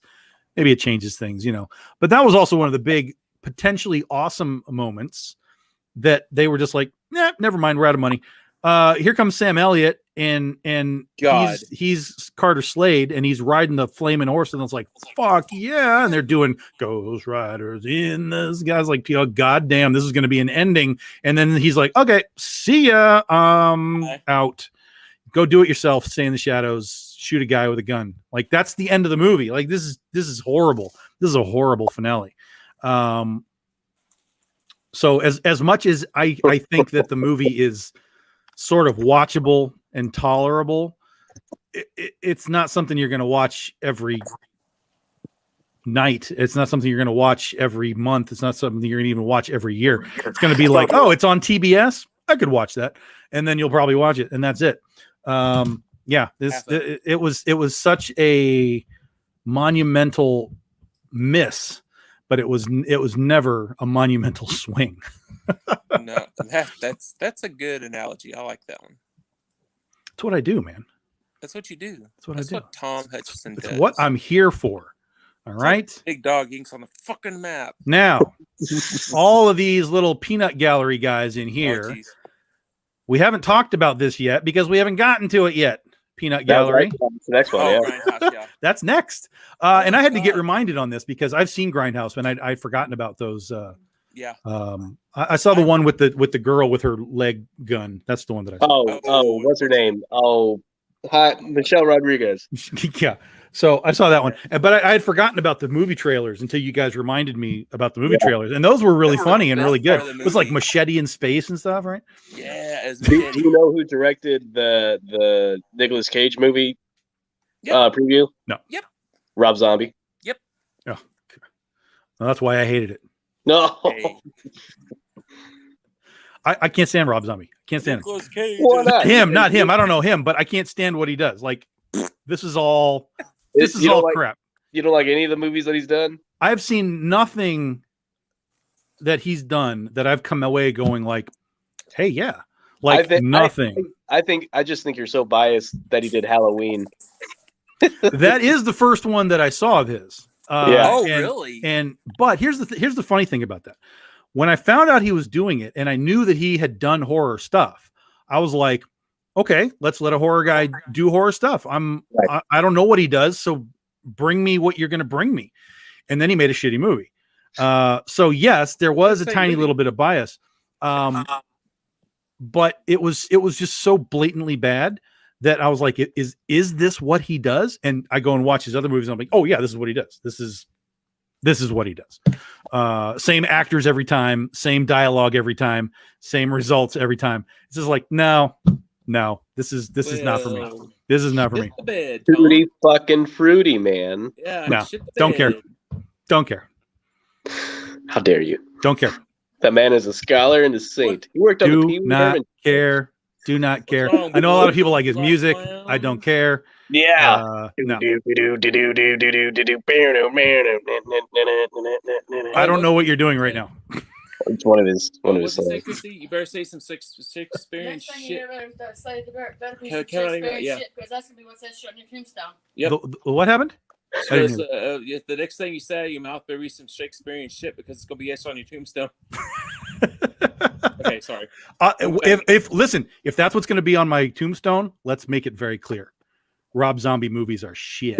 Oh. Put it on the tombstone. Boom. Stamp it on the tombstone. I will watch. I will watch Halloween 6 a million times before I see Rob Zombie's Halloween. 100%. Here's the thing, also, really quickly, and then we'll go back to Nicolas Cage because we still have some more cool stuff to talk about. I thought that the first Halloween was okay. I thought that it presented some interesting stuff, but it was all things that didn't matter. You know what I mean? Like going into like, let's watch this kid grow up in the whatever in the cell and everything. Like Malcolm McDowell was really good. Like there were things that he thought in his head. He was like, let's put extra in this character, but that's not the point of Michael. No, exactly. That's not the point of Michael. I agree with that. Danny Trejo. I thought we were friends, Mikey. Right. So, and then the second one, let's not even. Oh God! I mean, that's the second one, no. That's not even anything. But see, that was the thing for Halloween. Is like you made an okay movie, but it was all things that didn't matter, that we didn't need for this Michael Myers character. That's not what the character is about. So I was like, toss it away. He's the shape. We don't need to know anything about his backstory. He's the shape. Exactly. Just let it be. Let it be. Listen, if we're not going to run with Thorne and the cult of Michael Myers, then I'm not worried about what Rob Zombie has to bring to the table for Michael. That's I just don't care. Really, really quick. What'd you think of the remake of the new one, the one that came out a couple of years ago? We're going to talk about that actually in October when the next one comes out. Yeah. We're gonna do Halloween as a general thing in October sometime. So I'll save all of that for later. So back to Nicolas Cage. We did Grindhouse. Something called Next. Oh, Next was. Wait a minute. What was Next? Jessica Biel. Yeah, it is Jessica Biel. Small-time magician in Las Vegas who has limited precognition. No, I haven't seen this one. This is not what I was thinking of. Well, I guess he didn't leave Las Vegas. Nope. Not that one. Then National Treasure Book of Secrets. Here's an interesting thing about this is Book of Secrets is a subpar movie compared to the first one. It is. We talked about this in the green room. It is massively derivative of the first. It really doesn't bring anything new to the table. I mean, it does in that you're using John Wilkes Booth's diary.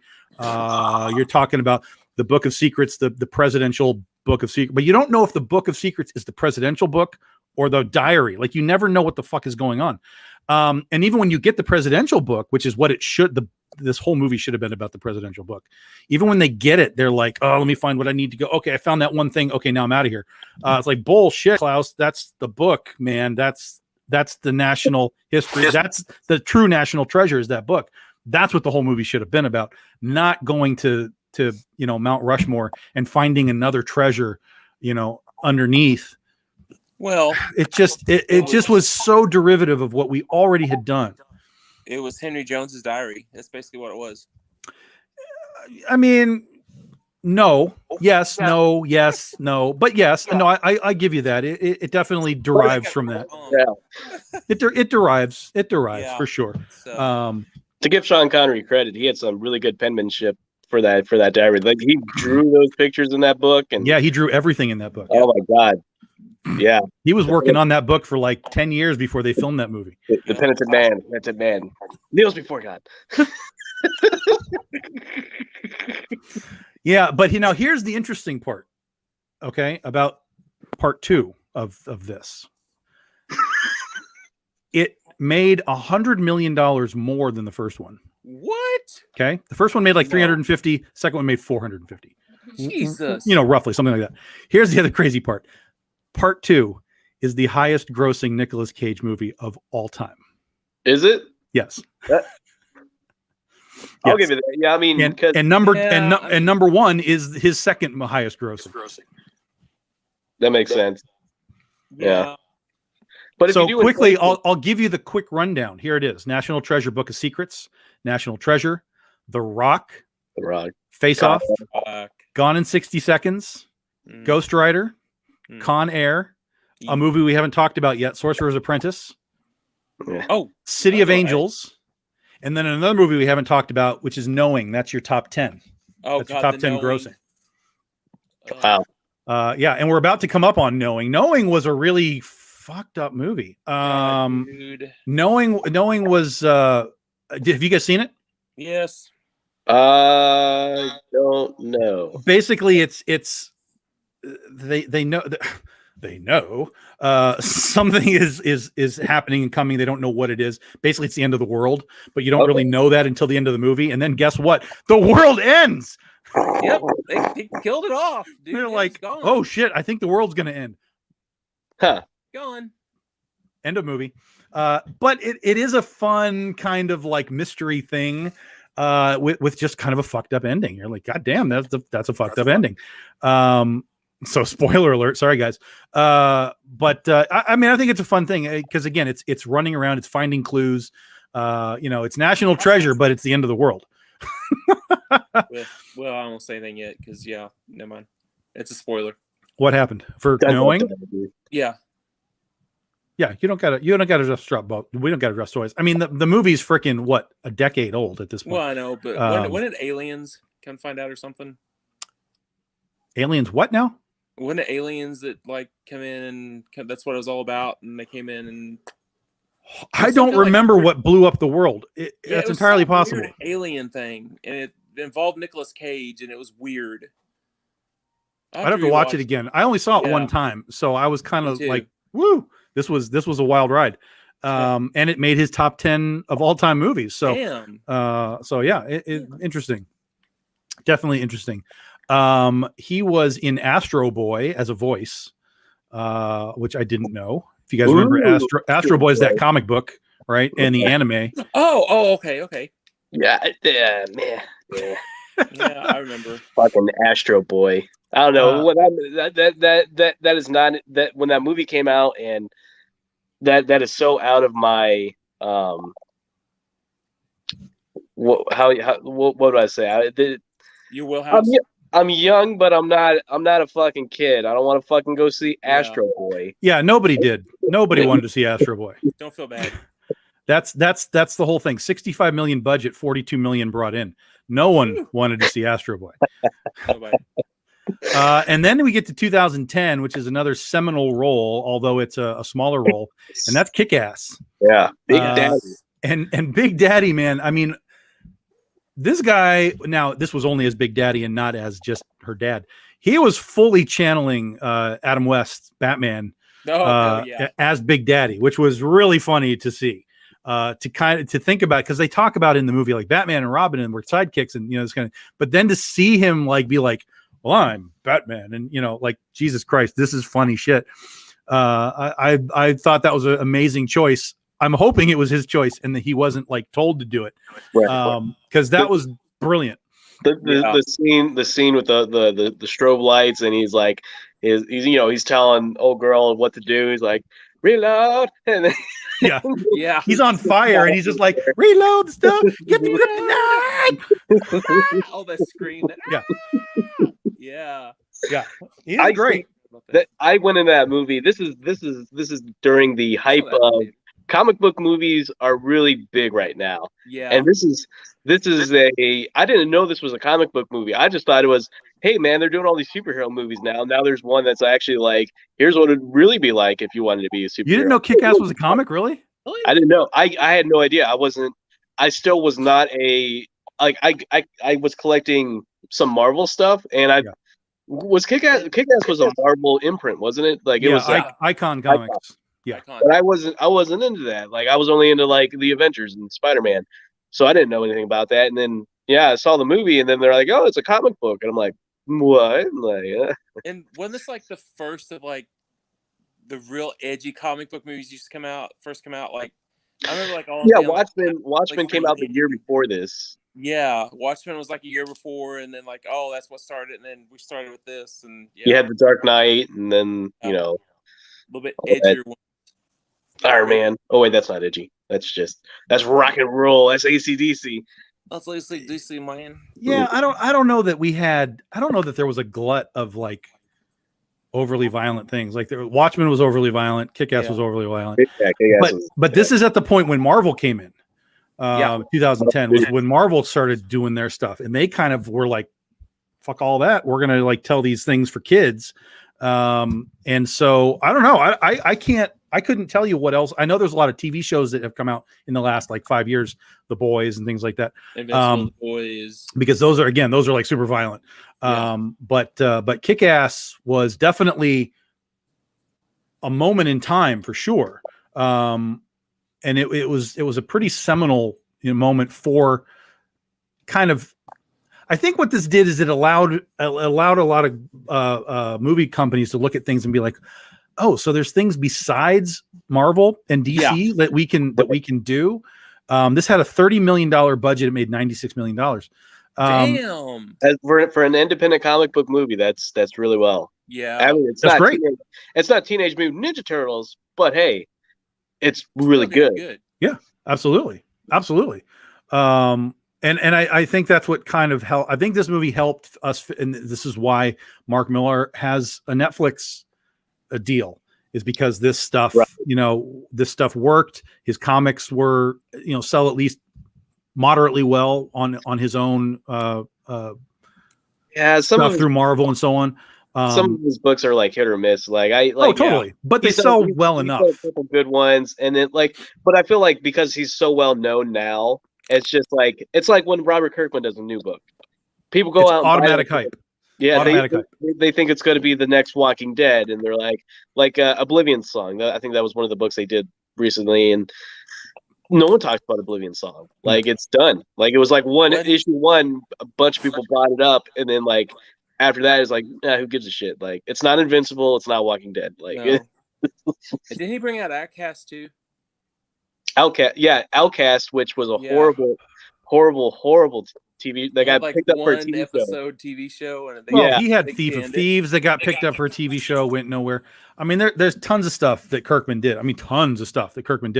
That in the comic book world, no one cares. I mean, let's just be honest. No one cares. But part of that is not necessarily because the book is necessarily good or bad. But the comic book world has fallen into specifically the retail end, the comic book store. Let's talk about. It has fallen into the how many can I get? I need graded 9.8 because this is going to be. I'm going to flip all of this. Versus, hey, what is this new thing that Robert Kirkman did? I want to read it. Even, for example, this Bad Idea Company. I don't know if you guys have heard of this Bad Idea Company. Everything that they do is a bad idea to me. And I think that's their point. But I've never heard anyone talk about the book.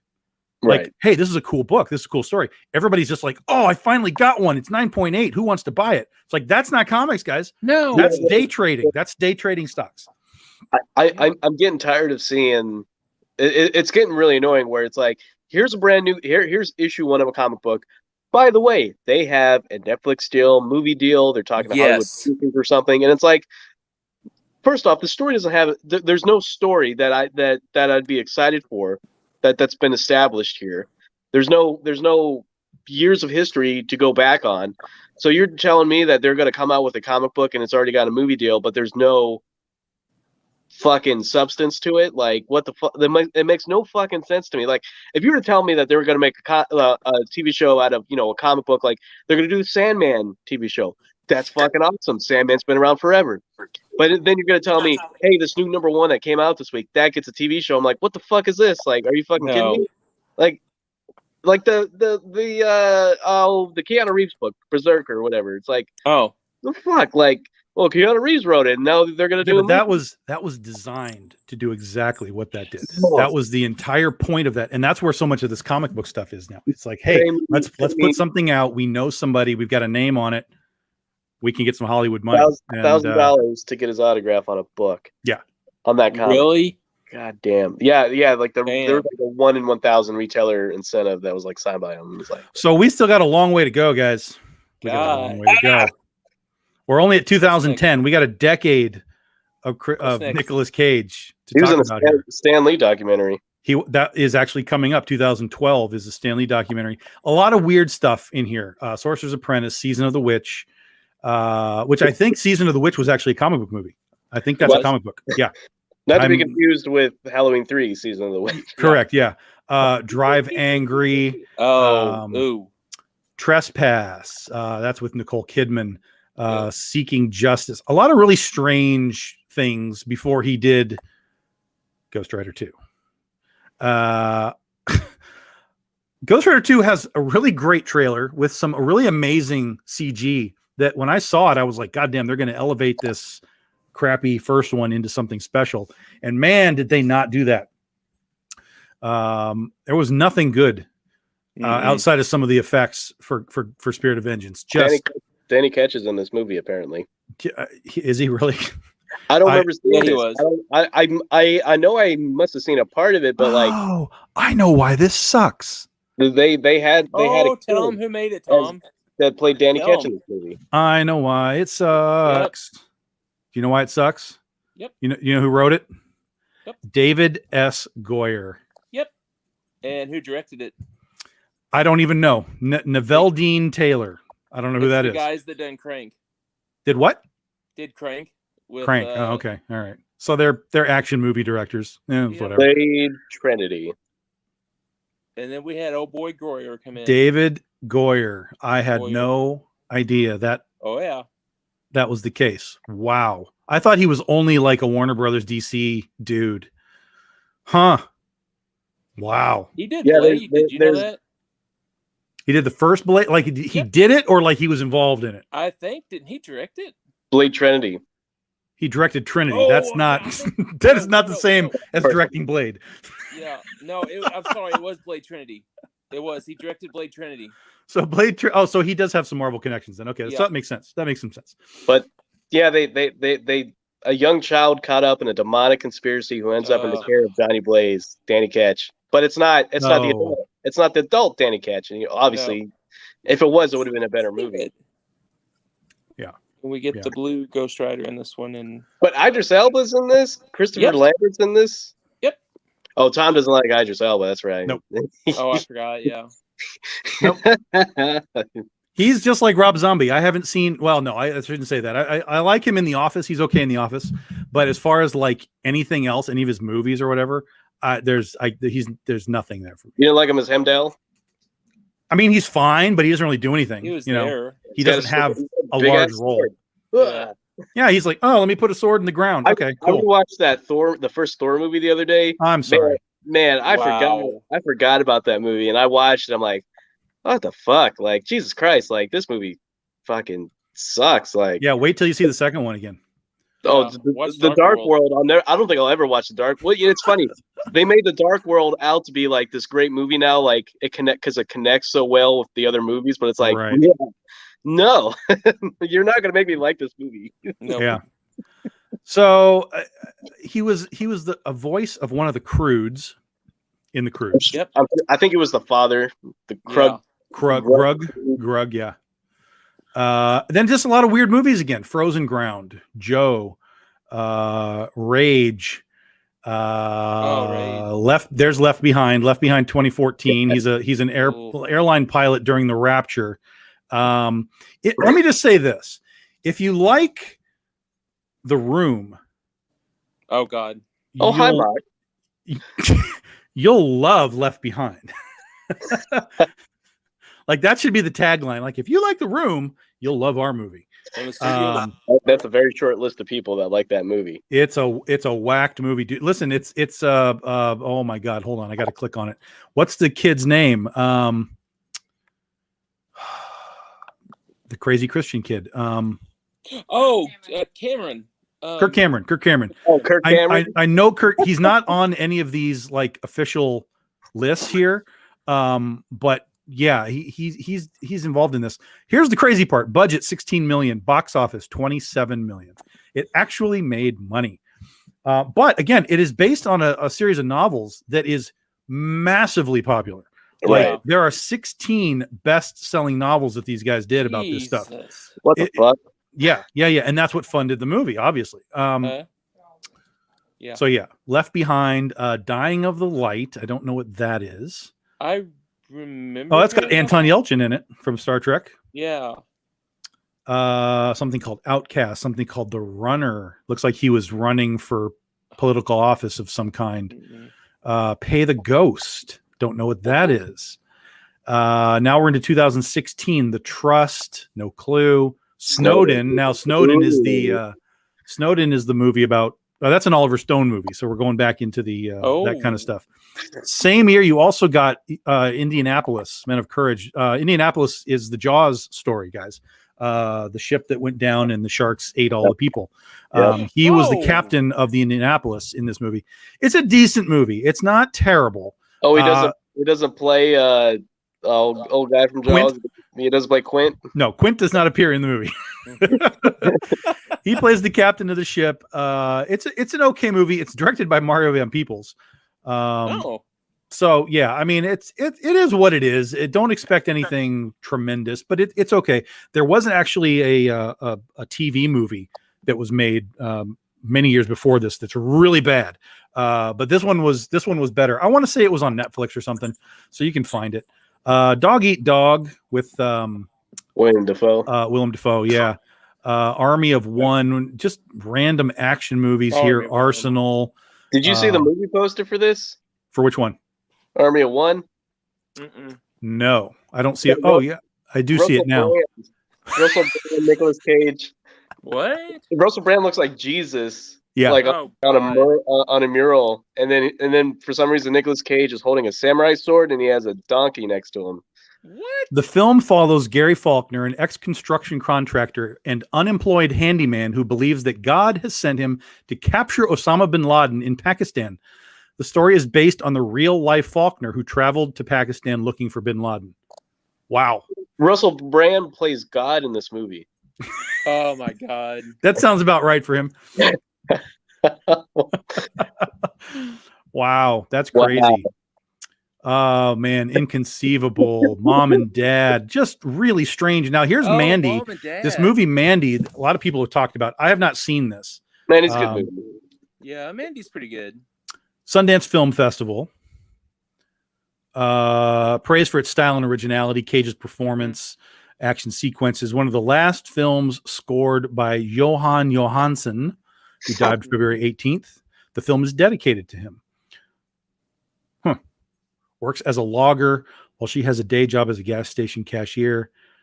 On her way to work, Mandy walks past a van carrying the Children of the New Dawn, a hippie cult led by evil Jeremiah Sand. Sand is struck by Mandy's beauty and orders one of his disciples to kidnap Mandy with the help of the Black Skulls, a demon biker gang. Because why not? Yeah. With a taste for human flesh and a highly potent liquid form of LSD. Oh, man. Okay. It's a trip. Let's see. The Looking Glass, Humanity Bureau. Don't know what these are, dude. What are you doing? What are you doing? So he plays Superman. We talked about this earlier. Teen Titans. He plays, actually gets to finally play Superman. After 20 years. And the same year, he also plays Spider-Man Noir. He gets to be two superheroes in the same year. Between Worlds. Superman, go ahead. Spider-Man, Ghost Rider, Big Daddy. Like you probably have a comic book that Nicolas Cage has played a character in a movie, and if you ever meet Nicolas Cage and you have your comic book collection on you, I guarantee you there's a book in your collection that you can get signed by him. If he will sign it. Oh, I'm sure. Yeah, I wonder why he doesn't do conventions. You'd think that oh my God, dude, he would just be sitting in line all day long. You'd be getting autographs, yeah. Score to Settle. We're into 2019. Running with the Devil. Kill Chain. Now, Color Out of Space, I've heard of.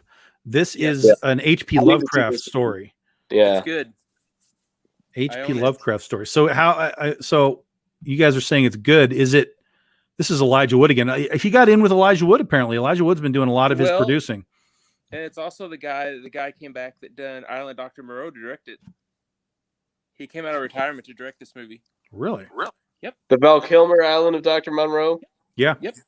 Wow. This is Stanley's only feature film since his firing from Island of Dr. Moreau. Wow. And according to Stanley, it is the first film of a trilogy of Lovecraft adaptations, which he hopes to continue. Interesting. And it done. I am not a Lovecraft guy. Like, I've seen some Lovecraft stuff. It doesn't ring my bell. I wouldn't be against like checking it out just to see it, but like the concept of Lovecraft, like if someone's like, oh, it's a Lovecraft thing, I'm like, I'm probably not going to care. It's like Lovecraft Country, the TV show. I've heard good things, but I just don't care. The myths of it, the lore of it, it just doesn't do it for me. So Smithers says that they changed the ending. Not as good as the original story, but pretty good. Thanks for that spoiler, Mr. Smithers. Appreciate that. Spoiler alert. Spoiler alert. They changed the ending. I don't know what the original ending is, so it doesn't matter. Doesn't matter. It's messed up. The ending's messed up. Well, Cthulhu. I mean, I would imagine all that stuff is pretty messed up. Primal we talked about. Primal is something I kind of want to watch. That's going to be a ridiculous movie. It's going to be ridiculous. Grand Isle. It's got Kelsey Grammer, I can tell you that. Jiu-Jitsu is on Netflix, and I tried to watch this. It's not good. Based on a comic book, though. Look at this. Based on a comic book. There's another one. What comic book? Called Jiu-Jitsu. Called Jiu-Jitsu? Yeah. Never heard of it. Every 6 years, an ancient order of expert jiu-jitsu fighters faces a vicious race of alien invaders in a battle for Earth. For thousands of years, the invaders have lost to Earth defenders. Up until now, Earth's future is in jeopardy. Like, I was like, yeah, I'll watch that. That's basically Mortal Kombat, right? That's Mortal Kombat. Yeah. It's Mortal Kombat with aliens. I was like, okay, it can't be worse than the Mortal Kombat movie, right? Ooh. But no, it was. It was worse than the Mortal Kombat movie. Oh, I bet. Oh my God! It is on Netflix if you decide you want to be daring. But I would not recommend it. It's like the aliens, like the people in suits with bad CGI. Dude, I didn't even get to the aliens, man. Oh my God! Like, it started at the beginning with like a fight, and there's like some lasers and stuff. So there is a little bit of like sci-fi at the beginning, but then it's about this dude and how he's, obviously going to be like the champion or whatever. But I was like, no, this is terrible. This is all terrible. It's like Terminator at the beginning a little bit. It's, I mean, do what you got to do, man. Do what you got to do. I'm good. Crudes again, Prisoners of Ghostland. I don't know what Prisoners of Ghostland is. He's not in an Amityville movie. A notorious criminal is sent to rescue the governor's daughter, who has disappeared into a dark supernatural universe. To escape the nightmare world, hero must break the evil curse controlling Ghostland. I don't know, man. I don't know. 2021. It says it came out it's a Sundance Film Festival thing, 2021. So fairly new. Willy's Wonderland. You guys talked about that, where he doesn't say a word. Yeah. It's your birthday. Then 2021 upcoming films: Pig, The Unbearable Weight of Massive Talent, and then 2022 The Retirement Plan. That's funny. A couple of things here before we get out. Nicolas Cage was, and I didn't even know this. He was actually nominated twice for Best Actor. The first is Leaving Las Vegas, which he won. The second was for that movie Adaption that none of us had heard of except for the crowd. The crowd all heard about it, but I hadn't. So he was nominated but did not win for Adaption. All kinds of stuff for Leaving Las Vegas, like all kinds of Golden Globes, Screen Actors Guild. He was nominated for Funniest Actor in a Motion Picture for Raising Arizona. A lot of strange awards. He dominated the Blockbuster Entertainment Awards, guys. 97, 98, 99. He won the Blockbuster Entertainment Awards for Favorite Actor, Rock, Con Air, City of Angels, and so on. He crushed those awards. Now here's the funny part: the Golden Raspberry Awards. Oh, poor I'm sure he's got a few. 2007, The Wicker Man, Worst Actor and Worst Screen Couple. Now, he has not won any of these, but he was nominated for them. Ghost Rider in 2008 and Book of Secrets, Worst Actor. Wow. Drive Angry, Season of the Witch, Worst Couple. Drive Angry. 1,000 Words, Worst Picture. So 1,000 Words is apparently a really good movie. It's nominated for Worst Picture. That's an Eddie Murphy movie. Oh, geez. Shocker. An Eddie Murphy movie? It has a 0% rating on Rotten Tomatoes. Ghost Rider Spirits of Vengeance, Worst Actor. Left Behind, Worst Actor. And Snowden, Worst Supporting Actor. Wow. That sounds familiar. Crazy. So here's another fun fact. Yeah. So my boss, or my former boss, actually used to own the Action Comics #1 that was stolen. That was Nicolas Cage's book. Oh, Nicolas Cage had a bunch of comic books stolen from him. Yeah, like including like Detective Comics 27, Action Comics 1, some other books. But like, yeah, my boss actually owned one of those. Like, he didn't steal from him, obviously. Like, because eventually, I think Nicolas Cage sold them off for charity or something. So, yeah, because he got the insurance money and then he got the books back. Yeah. So yeah. Yeah. So somehow my boss ended up with it, and it's just like, what are the chances? damn. And I owned a Luke Cage book that was owned by Nicolas Cage, and I sold it. Probably less than what I should have sold it for. God damn it. Because you should have put the pedigree on it. This was the book that Nicolas Cage owned when he decided to become It Nicolas had the pedigree on it. It was No, but you have to add to it. Not that he owned it. Yeah. This is the book that he decided to become Nicolas Cage. This is that book. And there's only technically in that collection, there's only 400 books. So I own. Dude, I got 400 books behind my green screen. That's not a big collection. You're right. Like you would think he would have had a lot more comic books, or at least collected more. Well, especially when he was making Hollywood money. He's like, fuck yeah, I'm gonna buy all the comics. Like maybe they were more expensive ones though. Like probably like all the keys. Yeah. Yeah. Yeah. But definitely the one I had was not a key, and it was a 4.0. Oh. He read the book. Definitely read the hell out of that book. Crazy. All right, guys, we have done our obligatory 2 hours here. Good Lord.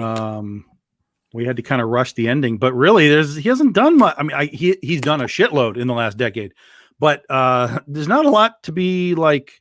I was just going to say they didn't have Kick-Ass 2, but he wasn't in it. There was actually a scene in Kick-Ass 2 that he was going to be in that was cut. There was a Big Daddy scene with Chloe Grace Moretz, right? No. Chloe Moretz. Yeah, Chloe Grace Moretz. Yeah. There was going to be a scene with Big Daddy and her, but it was cut.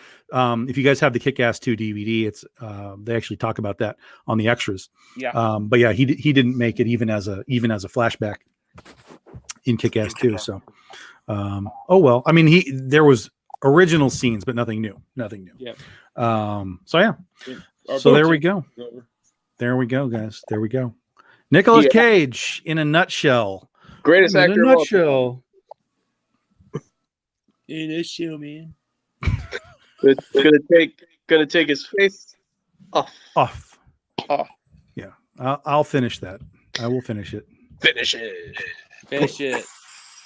I don't know when. Didn't watch Con Air. But do it. You do it right now. No. End of the show, you're going to Hulu and you're going boop boop boop. No, I already have it on my. It's on Amazon. It's on Amazon. Yeah. Okay. Yeah. I have the free trial for Amazon now, so I'm poking around and seeing what's in there. Which is where I saw that one, the Willy one for 99 cents, and I was like, Willy's Wonderland, giving you $1. Not I giving will you $1. You were just telling me how well you did on a live show today. You have money to rent that movie for no. I need to do another live sale before I can rent that movie. Before I can legitimately say, all right, I'll spend $1. I just need to sell one book in order to watch this movie. Okay, look. I need someone to buy this Evangeline Chromium from me so I can get my Nick Cage. Someone give me $5.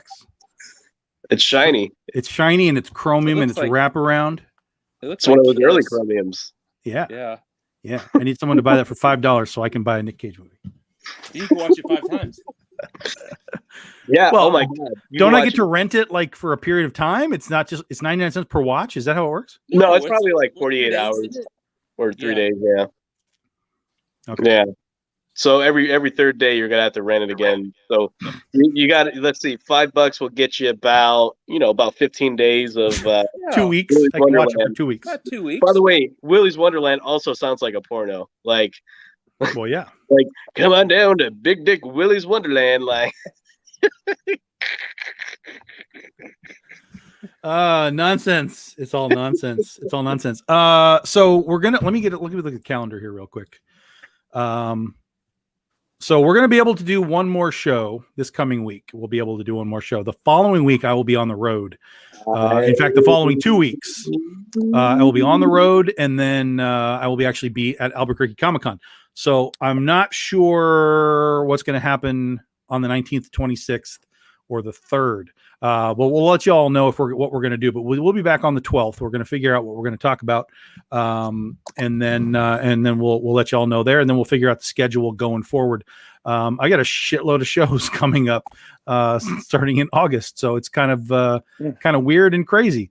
But out to Albuquerque. I'll be at shows where you're at. Put you in the corner. Put that Jim Noble guy in the corner over there. Nobody puts Jimmy in the corner. All right, guys. It's so funny if I didn't tell you that I was going to be at the show, and then like you're setting up, and then I'm just like setting up next to you, and you're just like, what? And I'll be like, oh, hi, Tom.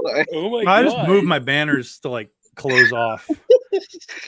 We don't need any of that over there. You go to the showrunner like, hey, can you move this guy like over Can there? you get this guy's porn away from my books? This guy's selling porn. He's seen his books. Oh, Can't believe you even let him in here. Oh my God. that's how you know they're desperate for guests. That's right. Is Jim Noble? That's the whole thing. Hey, you should come to our show. It's gonna be a really great show. Is Totally Rad Comics there? Yeah, I'll pass. I'll pass. I'm good. I'm fine. You know what? I've had enough, so I'm good. All right, guys, let's wrap this up. This has been Scene 1, Take 3. This has been Nicolas Cage. All things Nicolas Cage. Nick, we love you. I know you're watching this video. Give me a call. We'll put you on the show next time. No problem at all. We'll be back next week, next Saturday. I don't know what we're talking about yet. We're going to figure that out. We have a few options on the table. And this has all been a good time. Thank you guys for being part of the crowd as well. We like it when you get involved with the show. Please feel free to do it more and more. This is your time too. You don't got to just sit here and listen to these knuckleheads talk about some dumb shit. All right. So next week we'll be here on the 12th, and then we'll let you know what the schedule is going to be for the next month or so. We'll see y'all later. Bye-bye. Bye.